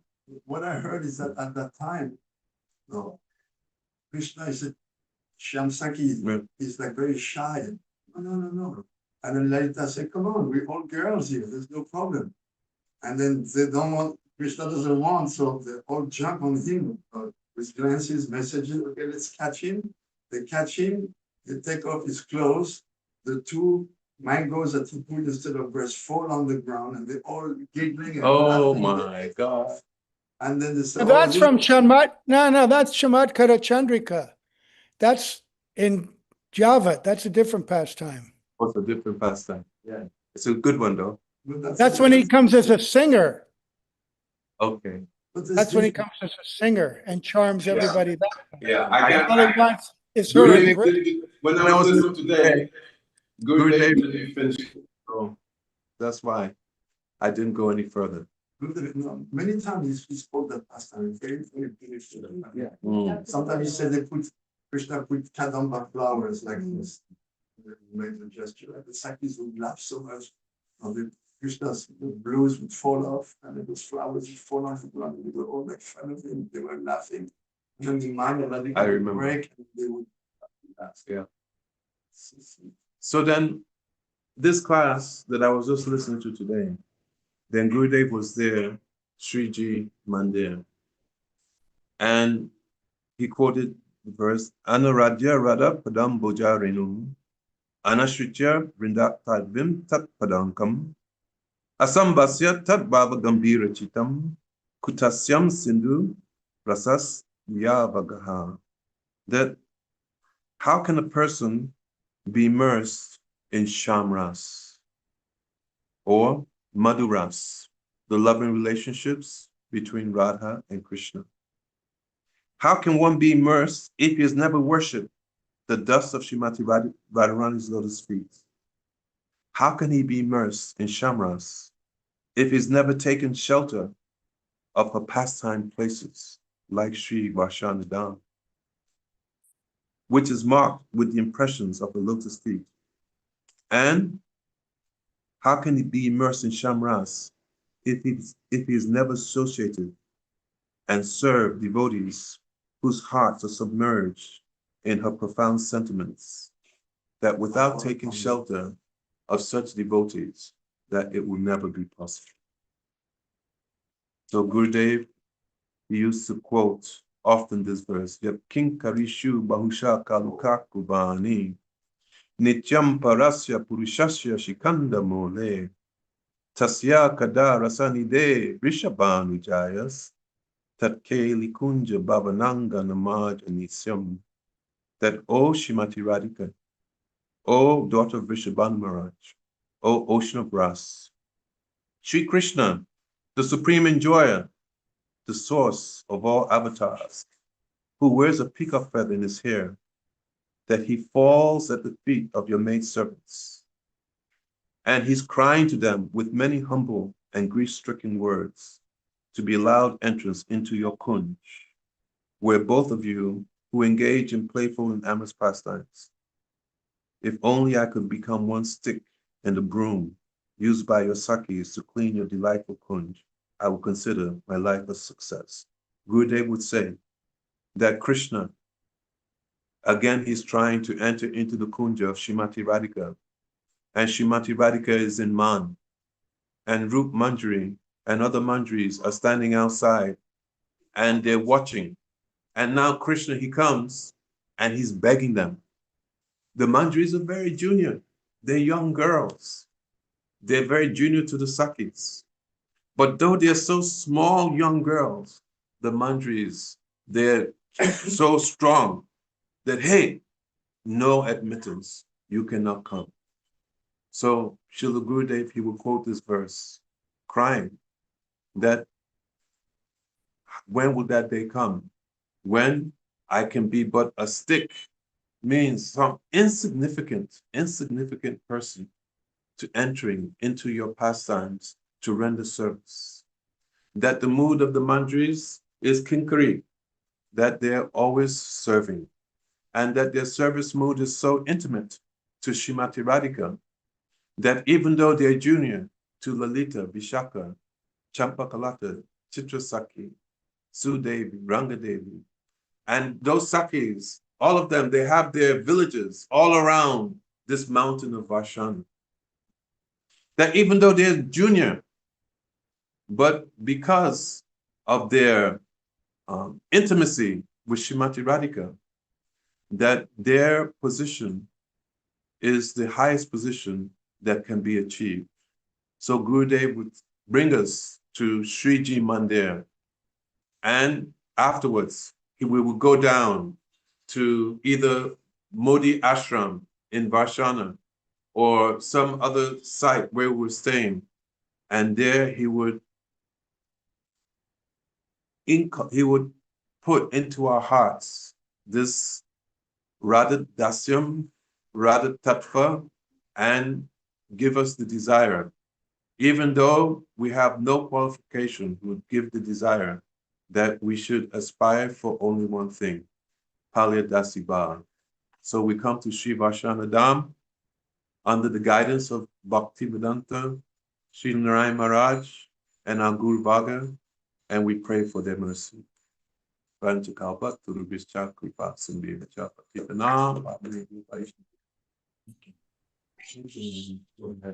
Maharaj. That was beautiful. Such beautiful. I'll see you in South Africa soon. I was just going to say, can I please ask, please, can you come back to South Africa? I'm coming after a few months. Just Wonderful, wonderful. Can't wait. Thank you, Maharaj. And now back to Shipati Rani Maharaj, who's going to take us to Pili-pokhara and Uchagaon, amongst some other more beautiful places. Thank you, Maharaj. Gurave Gaurachandraya Radhikaitara Krishnaya Krishna Bhaktaya Tarabhaktaya Namaha. Thank you so much, Bhaktivedanta Ashram Maharaj. That was splendid. Totally wonderful. Nectar. Drops. Drops. Not buckets, but drops. We could have had buckets, but we didn't have enough time. So we just got drops, not buckets. But very, very nice. Thank you, Maharaj. So from Sriji, we're going to go down the other side, from Sakhigiri-parvata, from Vishnu Parvat and Brahma Parvat. We're coming down to the bottom now.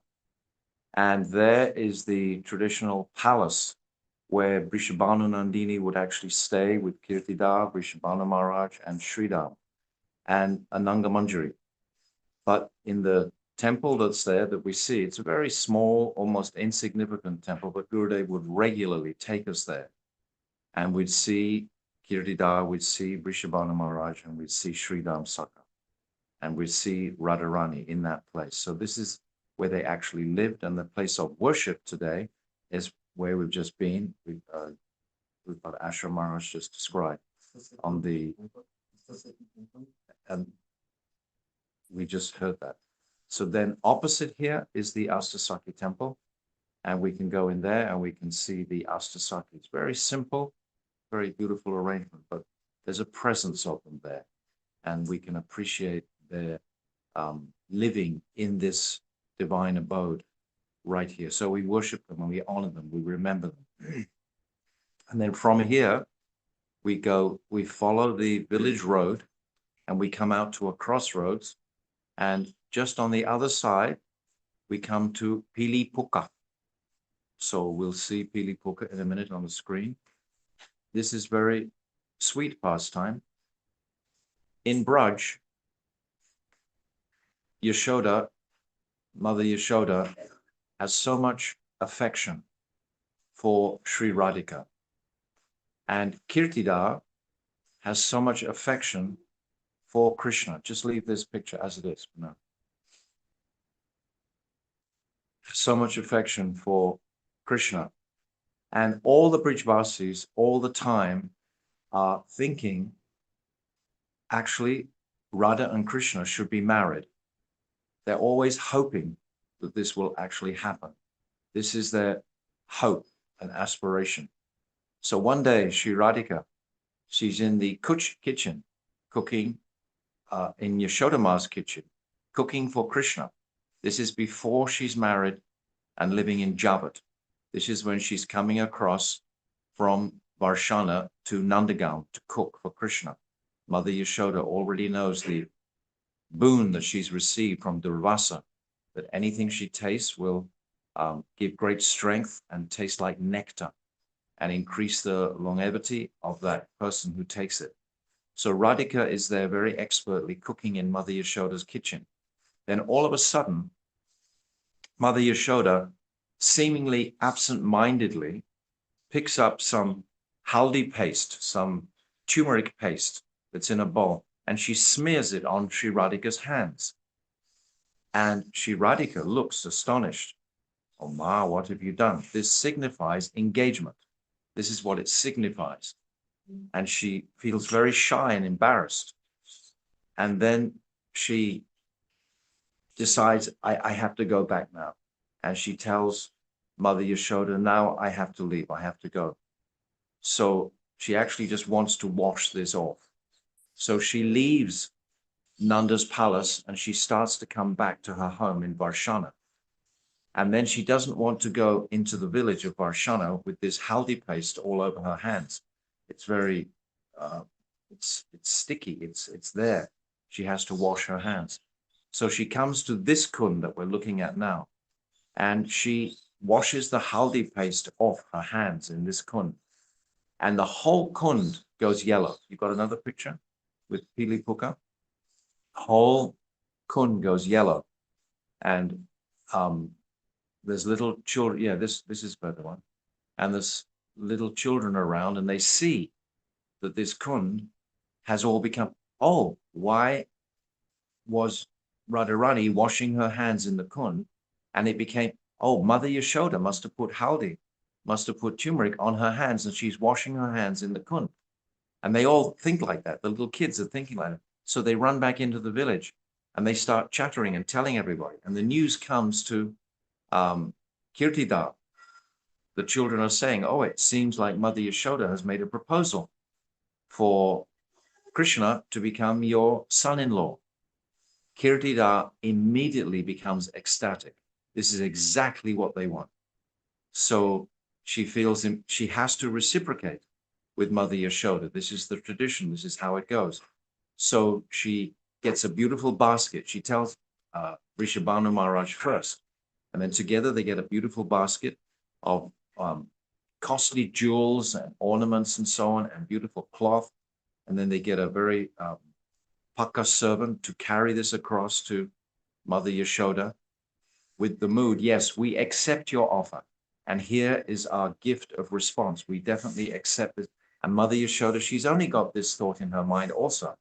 So now then she tells Nanda Baba, oh, Kirtidas, she's just sent a beautiful gift here to accept our proposal of Krishna becoming the husband of Sri Radhika. So then Nanda Baba becomes ecstatic. And he's got a very beautiful gold locket that he wears on ceremonial occasions and has sapphires studded into it. So they get this in a basket, the same basket, and they put this beautiful gold locket and send it back to Vrishabhanu Maharaj as confirmation. Yes, we accept your proposal. We accept that our dear Krishna will marry Sri Radhika. So now these gifts have all been exchanged. And there's talk, because everyone's focus in Braj, as we said before, is only focused on Brajendranandan and Radharani. So now everyone is becoming very excited and very festive at the prospect of this marriage happening very soon. And then Mother Purnamasi, she comes into the village. Oh, what's all the excitement about? Why is everyone so happy? Haven't you heard? Haven't you heard? Radha and Krishna are going to be married. The gifts have already been given by Kirtida and Mother Yashoda, and haldi was put on her hands. And we're so excited that this is going to happen now. So then Purnamasi said, this is wonderful. This is wonderful. We have to do their astrological chart first. So she sits down in the dust, and all the people from Varsana, they all gather around. And then she draws the first house in the dust. Oh, this is the best, most compatible couple that could be married in existence practically. The Brijvasis are cheering, so happy. Second house, third house, fourth house, goes through all the houses. Then suddenly she comes to the 12th house. Then she becomes very, very grave. And everyone is, what do you see? What do you see? What do you see? She won't speak. She won't speak. Then they're pressuring, what do you see? What do you see? And finally she says, it's saying in this 12th house, although all the other houses were so compatible, but it's saying in this 12th house that if they marry, one of them must die. oh my God, this is like a dagger in the heart of everybody, because whatever Purnamasi says and proclaims is the absolute reality, the absolute truth. So they all feel utterly stunned and shocked that they know immediately this marriage can never take place now. Purnamasi has declared that one of them will die. We cannot live with either of these two personalities. So this marriage just cannot take place. So then everyone is absolutely devastated that the marriage can't take place. And then a few days later, Purnamasi declares, actually, Sri Radhika, she must marry Abhimanyu. And everyone, Abhimanyu, oh my God, that place from Jotila in Java, he always complaining, always bitter about not having enough, envious people. Why should our darling Radhika marry Abhimanyu? But Purnamasi has declared. They all know that Purnamasi is the mahant, actually, of all the events that transpire in Braj. If Purnamasi makes some proclamation, they know this has to happen. So then, a few days later, all the arrangements are made. Now we understand from this, the understanding of this pastime is to show us that it's not Krishna or Radhika that is making the arrangement for their mood in Parakya. It is not Krishna's desire that Parakya Ras be manifested in Braj. It's the arrangement of Yogamaya. This is Yogamaya's arrangement completely. Braj cannot exist without Parakya Ras. Without Parakya Ras, there's no such thing to Brajabha, Brajaprem. It doesn't exist without Parakya. The Parakya must be there. So Purnamasi arranges for Abhimanyu to be married to our beloved Sri Radhika. But then our Gurudev describes, actually, in fact, in a traditional Indian marriage, there's a little boy that sits on a horse, and he's always there in the festival. And this little boy is actually Krishna directly. And when the ceremony is being taken place, Krishna sits on the lap of Abhimanyu very heavily. And when the vows are to be exchanged, and Abhimanyu is to declare, yes, I will take care of, etc., all her life, then this little boy is sitting very heavily on Abhimanyu's lap. And that little boy is speaking in response to the vows, and he's declaring, yes, I will take care of Sri Radhika. But actually, this is Krishna who is declaring like this. So in every instance, Krishna is marrying Sri Radhika. But it's covert, it's unknown to the general populace, because for Parakya, for the excitement, to bring out the highest state and mood in the gopis when they're performing this Parakya mood, they have so many obstacles that they have to overcome to actually meet each other. So it's this enthusiasm to overcome these myriad of obstacles that are coming that increases their own utsaha, their own enthusiasm, and it demonstrates also the absolute one-focused mood that they have to meet with Krishna. If they don't have all these obstacles to overcome, can you imagine in the paramour relationship? They have husbands and they're married to gopas. All the gopas actually ultimately are Krishna anyway. They were married during the Brahma Vimohan Leela. So they're all Krishna's ultimate wives anyway. But for the pastime's sake, this Parakya Ras must be there to keep it very confidential in Braj itself.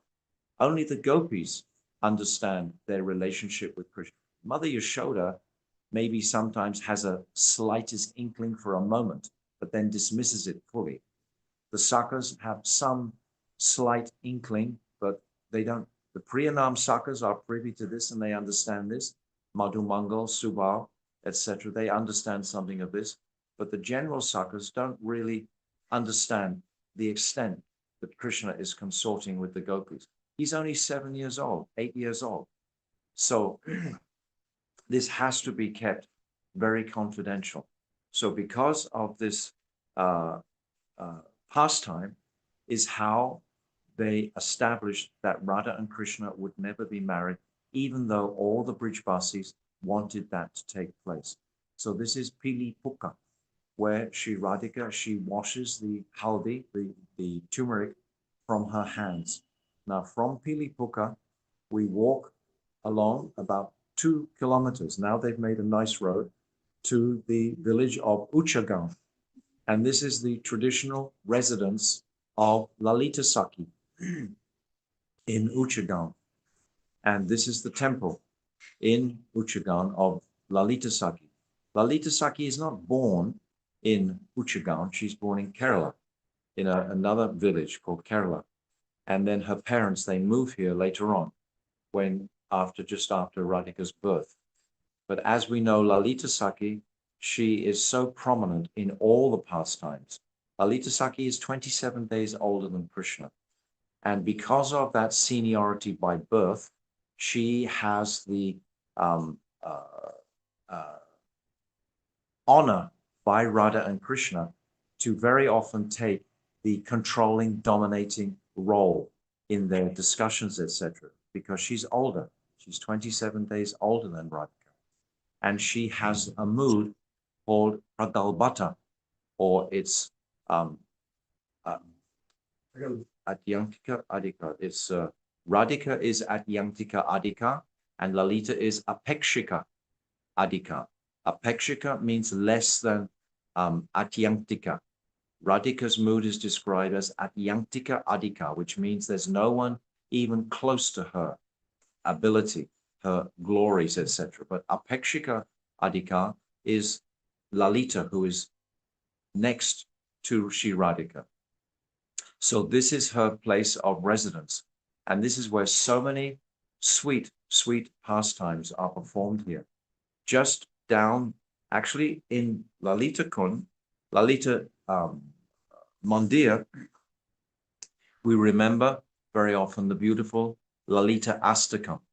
Radha Mukunda Pada Sambrama Garamya Bindu Nirmanshano Pakarani Kriya Devi Laksham Utunga Suridam Shesha Vashet Pagalbam Devin Guna Salalitam Lalitam Namami.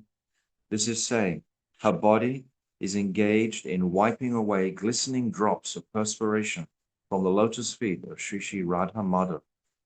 In superlative Surit Ras, she always remains independent. She's independent of both of them because she has the unique ability in different circumstances to control both of them for the sake of Ras. She lives for the union of Radha and Krishna to come together, their joy. She's submissive completely to that, but she schools Sri Radhika in the subject of Man. That is her teaching to Radhika, so that will increase the sweetness and the pleasure between Radha and Krishna. Without this Man, then Krishna has no need for service to Sri Radhika. Service is the sweetest taste. So Krishna, he appreciates when he has an opportunity to actually really try to pacify Sri Radhika's mind. This is when his service mood manifests most significantly to pacify Radhika's mind. So this is saying, I offer pranam unto audacious Lalita Devi. It appears audacious because she can control Krishna, and any time Krishna comes even to touch the veil of Sri Radhika, Lalita Devi will immediately stand between them and not allow Krishna to come close. And this all is enhancing the beauty and speciality and sweetness. The backdrop is very paka. Radhika is married to Abhimanyu. She's a respectable, chaste wife. So Lalita Devi is encouraging that mood in her, which just increases the greed in Krishna to break that mood. Yes. So these moods are increased so much by Lalita Saki. She has so much prominence in all the pastimes in bringing the divine couple to a higher pitch of sweetness and speciality and ecstasy. So Lalita Devi, we honor deeply and greatly. And it's saying, I offer, who is the repository of beauty, sweetness, gravity, and various other charming qualities. Lalita Saki has such an abundance of special, when we read that Radha Ganadesh Deepika, we see the special artistry described of Lalita Saki. She makes 5 types of different earrings. She makes beautiful, the most beautiful garlands. She makes belts, amulets, etc., ankle belts. So many things are made by, and Lalita Saki, she will instruct all the other Sakis. We see even in Jaivadama, Bhaktivinoda Thakur is immediately in the first chapter referencing Lalita Saki when he's indicating to silence the monkey Kakati, because Ananga Manjari is indicating, because Lalita Saki will become disturbed. So Lalita Saki has such a controlling mood amongst the Sakis and amongst even between Radha and Krishna. Very, very special, intensely sweet, active pastimes that Lalita Devi performs. But now, for time's sake, we have to come down from this mountain, from this hill, the temple, and we come to Deha-kund. And in Deha-kund, very beautiful kund, the same pastime that our dear Sripad Shuddhadwaiti Maharaj described in Dana-garha, where this is Deha-kund, where a Brahmana approaches Krishna and requests Krishna to help him get his daughter married. Actually, this story goes on in almost every Brijvasi's house. If you start to speak to any of the locals, they'll bring out their sad violin story. Oh, I have 3 daughters. I don't know how to get them married. They spend their whole lifetime struggling to make money just so that they can get their daughters married. So this is a very common occurrence. And now all of a sudden, Krishna, he's offering the Brahman Shri Radhika, which is its only wealth, which is, we've just heard this pastime described. And then in this Deha-kund, Krishna, he agrees to put Radhika on a scale, and he mounts up gold on the other side of the scale. And the Brahmana, he takes that gold in to get his own daughter married. So the Brahmana becomes pacified in this kund. So this is Deha-kund. And we would come here regularly with my Gurudev, and we would regularly take prasadam in this kund, Deha-kund. It's a very beautiful, silent, sweet kund here. Very beautiful deities are in this kund. Now, just around the corner from this kund, yes, these are the beautiful deities here in this kund. Very, very attractive deities. From this kund, if you can open the picture, but from here, then we go across a little causeway, across a canal, and we come to Sakhigiri-parvata, which is where many footprints are there on the side of the mountain here. Yes, so many footprints are here. We would come with, my Gurudev would become so enthusiastic. He would almost become like a child running around looking, do you see this? Do you see this? Do you see? He would be immersed. We would see him immersed in searching for all these beautiful footprints in this rock face. But then just close by is a very small little shrine. Yes, Altapari, where, yes, this Altapari, we see the altar, the red altar is coming out of the rocks practically, it seems to be coming. And this is where one time Lalita Saki was sitting there with Krishna, and all the Sakis were there. And then secretly, Radhika and the other Sakis, they tied the pitamba and veil of Lalita Saki together very tightly. And then Chitra Saki, she began to sing wedding songs. And then Tungavidya began reciting wedding mantras. And all of a sudden, Lalita Saki is thinking, oh, there's something going on here. So she jumps up and tries to get away, but she can't because she's tied. And then there's a beautiful marriage ceremony. So Lalita and Krishna become married at this point. And the dot, the vermilion in the forehead is taken from the rock there. So this is also a slide. It's a slide for the Sakis to play on. Many pastimes in this particular area. It's very, very beautiful. It's loaded with different descriptions of their pastimes. And then just beyond here is a beautiful forest of Kadamba, because from Varsana, you can cut across directly to Kamyavan. There's a road across to Kamyavan, but it's a very rough road. You can only really go on a tractor or a motorbike across, but in the middle, there's a beautiful Kadamba Kana, beautiful forest of very tall Kadamba trees today. It's very beautiful.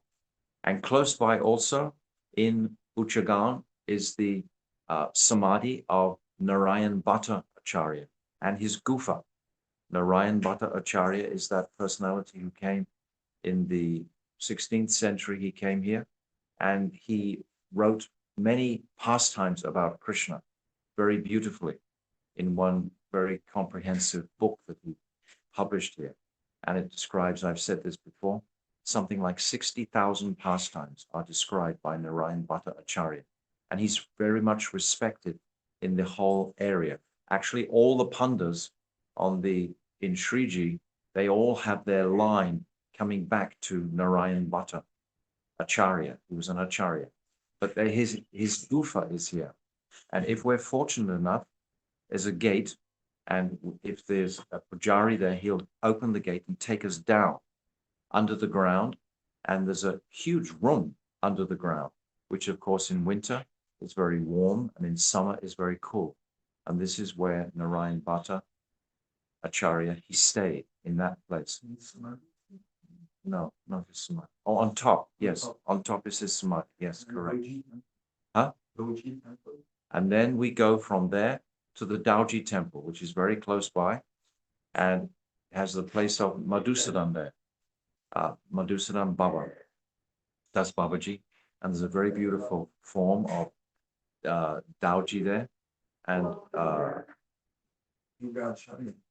yes. Oh, and in this place, this is a very famous place for us in our Sangha, because this is the very place where we had during our parikrama one time, there was a platform erected and my Gurudev was there. And he was debating with the local Babas. All the Babas of Braj like to think that Radha and Krishna were married. They regularly think like this. But I've already described that pastime of Pili-pokhara. And my Gurudev, he described so beautifully that actually the essence of Braja Prem is Parakiya Ras, is Parakiya Bhav. They have to have this enthusiasm to meet. So my Gurudev defeated all these Babajis very, very beautifully in a beautiful exchange. There must have been 5 or 7 of these Babajis. And my Gurudev was there debating with them. And we were all a crowd, a large parikrama party, perhaps almost 1,000 people. We were sitting, observing this debate. And my Gurudev at the end very beautifully purified those misconceptions of the Babajis directly. And they all agreed with my Gurudev. He gave so much praman to substantiate that Radha and Krishna were never married in this way that they were liking to describe. And as a result of this, they declared him to be the Yuga Acharya, my Gurudev to be the Yuga Acharya. And they gave him a beautiful cloth and garlands, etc. And they officially made a document proclaiming that Srila Bhaktivedanta Narayan Goswami Maharaj is the Yuga Acharya. And it was a very great honor for him to receive that from the senior Babajis of Varsana. So he received that at this place of Dauji Mandir. So we remember this pastime with great happiness. And now we have very little time left, which usually what happens on this particular day. We're going to go rushing back via Surya-kunda or Surya Mandir. This Surya-kunda where I described right at the very beginning today, how Vrishabhanu Maharaj feels that he's coming from the sun god. They worship the sun god. And Sri Radhika has this desire daily to worship Surya Dev. And Jyotila and Kotila, they're always encouraging her to do her Surya Puja to increase their material wealth. If you worship Surya Dev, he will give you all health benedictions, and he can give you wealth benedictions. This is the benediction from Surya Dev. So Sri Radhika would come here daily, and we hear the wonderful pastime how Krishna, he would walk right into the assembly of Jyotila, and Kotila would be there, sometimes assisting, making sure that Radhika was performing her puja properly. But Krishna would disguise himself as a Brahman, and Madhu Mangal would be his assistant. But we should understand each time, like Sripad Ashram Maharaj has described, when Krishna gets disguised, he gets disguised by Vrindadevi, or he gets disguised by Purnamas. So he actually looks like that person completely. You can't tell who it is. So Krishna, he gets disguised as a Brahman boy, and Madhu Mangal, his assistant, and he comes to Surya-kunda. And in Surya-kunda, Jatila, she's looking for a qualified Brahman to lead the puja. And then Krishna shows up, and he's got all his paraphernalia, etc. And then immediately, Jyotila, she engages him. Krishna starts to chant many funny mantras. And the Sakhis, who are so versed in these mantras, because they're all so knowledgeable, they understand immediately, oh my God, this is Krishna himself, disguised as a Brahmana. And Jyotila is completely overwhelmed with respect and awe for this Brahmana who seems to know so many mantras, etc. So Krishna, he's performing this Surya Puja for his most beloved Sri Radhika. And at the end of the puja, everyone feels very successful, and the gopis are giggling the whole time because they know exactly what is happening. But Jyotila is completely ignorant of the reality. And then Jyotila, she wants to give a gift. She takes some rings off Sri Radhika's fingers and wants to give them to the Brahman boy. But the Brahman boy says, no, I don't accept anything. But his assistant, Madhu Mangal, he will accept. And then Lalita Sakhi, she offers a whole basket of ladus in reciprocation for the puja. And Madhu Mangal, he happily takes those ladus and puts them in his cloth. The Brahman boy, he doesn't take anything. And then together they leave. So this is how sometimes Krishna is meeting with Radhika in separate. This is like a mood of separation, even though they're meeting, because they cannot have any direct contact with each other. And their superior, Jyotila, is there. But they're just really taking the, we say in English, taking the mickey out of Jyotila. She's completely made a fool of by all the Sakhis for Krishna's brilliance in acting out the Brahman's role. But here in Surya-kunda today, previous to my Guru, there's a beautiful temple built, a Gaudiya temple. It wasn't there previously, but now it's very beautifully built. And there's a beautiful deity, Thakurji, of Surya-dev. Yes, this is Surya-dev who's here. And he's worshipped regularly by the local people. And many people will go to Surya-kunda today on their pilgrimage to remember this pastime that I've just described, and can be spoken so much more elaborately. But I'm looking at the clock all the time. But this beautiful deity of Surya-dev is worshipped here. Huh? Who? Jagannath Das Babaji, he performed his bhajan here. Jagannath Das Babaji, he performed his bhajan in Surya-kunda, a most confidential and famous place in Braj, very close to Radha-kunda. It's only actually now we've come back from Varsana, and we're about 4.5 kilometers from Radha-kunda here. But now we can jump back on our buses and quickly go back to our Giridhari Gaudiya. So this is the pastimes of Varsana. There are so many more pastimes, but we've spent 2 hours here describing some of them, touched the very tip of the iceberg. but gradually over the years, we've come to appreciate more and more.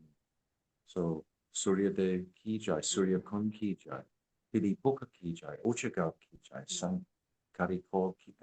Sankiri ki jai, Sakhigiri-parvata ki jai, Gahvaravana ki jai, Vilasa-garha ki jai, Mor-garha ki jai, Mor-kuti ki jai, Varsana ki jai, Gold Premanandi, Hari Hari Bo, Vanshaka Rucha, Kripas in the Velucha, Atitanam Pavnebio, Vaishnavebio, Namo Namaha. My dear friend, go back to your buses, don't delay. Yes. Quickly into the buses. Don't delay. Thank you, Jonathan. Hare Krishna. Thank you, Maharaj. That was so beautiful. I don't want to get back into the bus, but unfortunately, the clock is ticking. And you were saying that we have little drops of nectar, but throughout the last 27 days, we've had drops and drops and buckets of nectar, especially for people far away like myself. It's been absolutely wonderful. So thank you. Thank you to all the Maharajas that spoke today. Really, really loved the association and the nectar. Thank you, Maharaj. We will now have some kirtan by Damayanti Didi. Didi, are you able to unmute?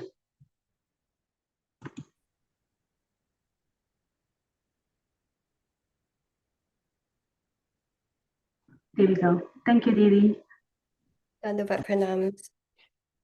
Nama Om Vishnupadaya Radhika Priyatmane Shri Srimad Bhaktivedanta Narayana Iti Namine Nama Om Vishnupadaya Shri Guru Prishtaya Bhutale Shri Srimad Bhaktivedanta Madhava Iti Namine Gurave Guru Chandraya Radhika Tadale Krishna Krishna Bhaktaya Tadabhaktaya Namo Namaha.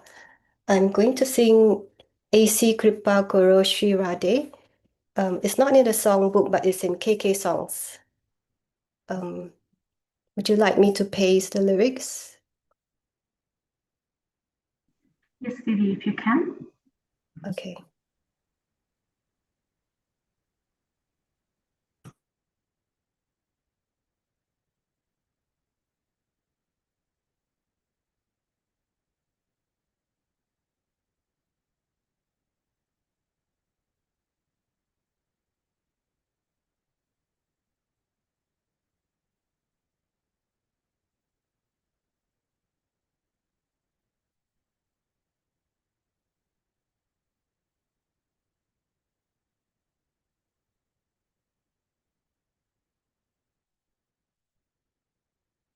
Can you see? Can you see it? I think I've exceeded the number of words. Hang on. Yes, we see it, Didi. Is there? Okay.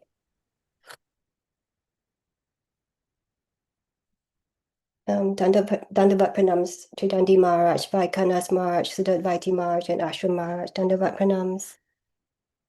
I'm going to try to play the harmonium, but if it interferes, let me know and I'll stop the harmonium.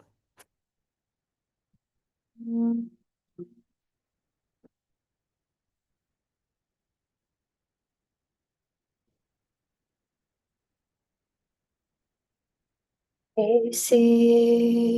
Kripa Kara Shri Radhe Diyo Vrindavana Kovas A.C. Kripa Kara Shri Radhe Diyo Vrindavana Kovas A.C. Kripa Kara Shri Radhe Diyo Vrindavana Kovas Vrindavana Kovas Diyo Hari Bhakatana Kosat Vrindavana Kovas Diyo Hari Bhakatana Kosat A.C. Kripa Karo Shri Radhe Diyo Vrindavana Kovas Bhukalage Bhiksha Karalao Bhukalage Bhiksha Karalao Rajavasina Ke Tu Karapao Rajavasina Ke Tu Karapao Pyasa lagi yamuna jala pike niduvana karunivas. Pyasa lagi yamuna jala pike niduvana karunivas. Esi kripa karo Shri Radhe Diyo Vrindavana Govas.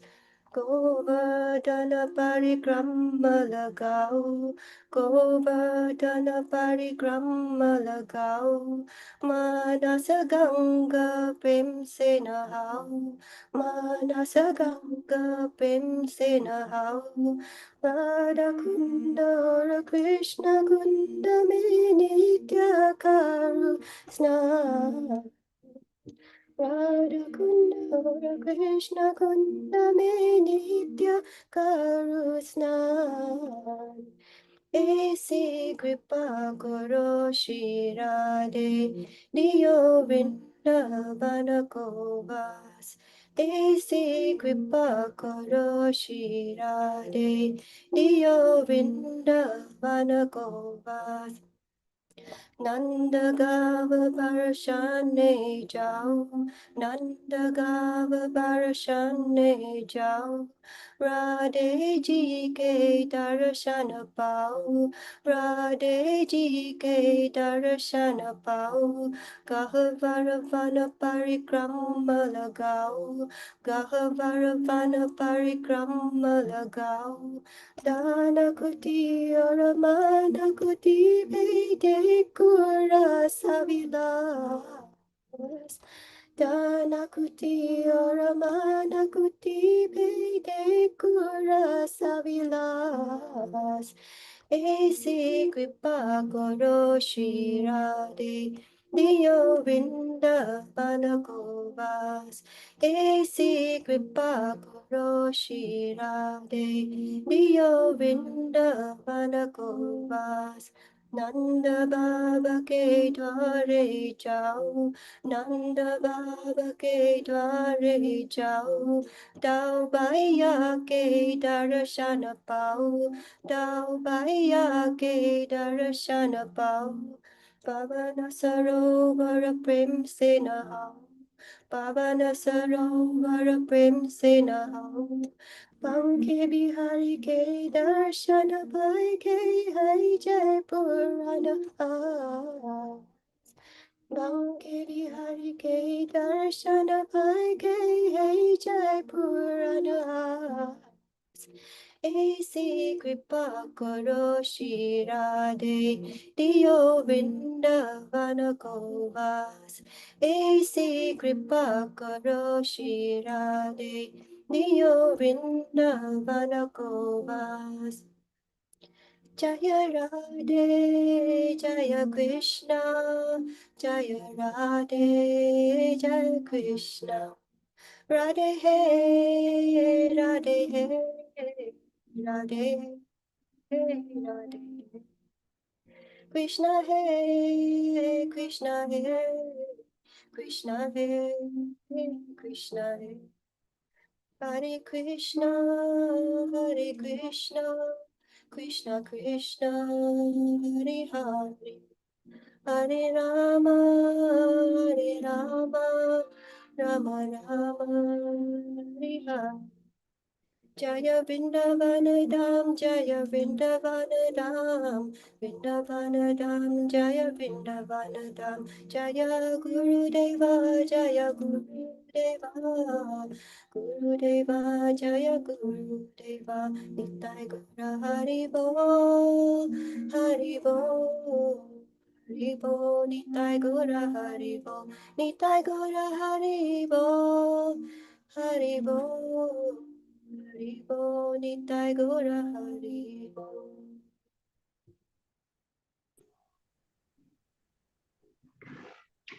Hare Krishna, thank you, Didi. That was beautiful. So we've come to the end of our program today. And I just want to thank everyone for joining and thank you to all our dear speakers. That's the end of our program. We'll see you all tomorrow for day 28.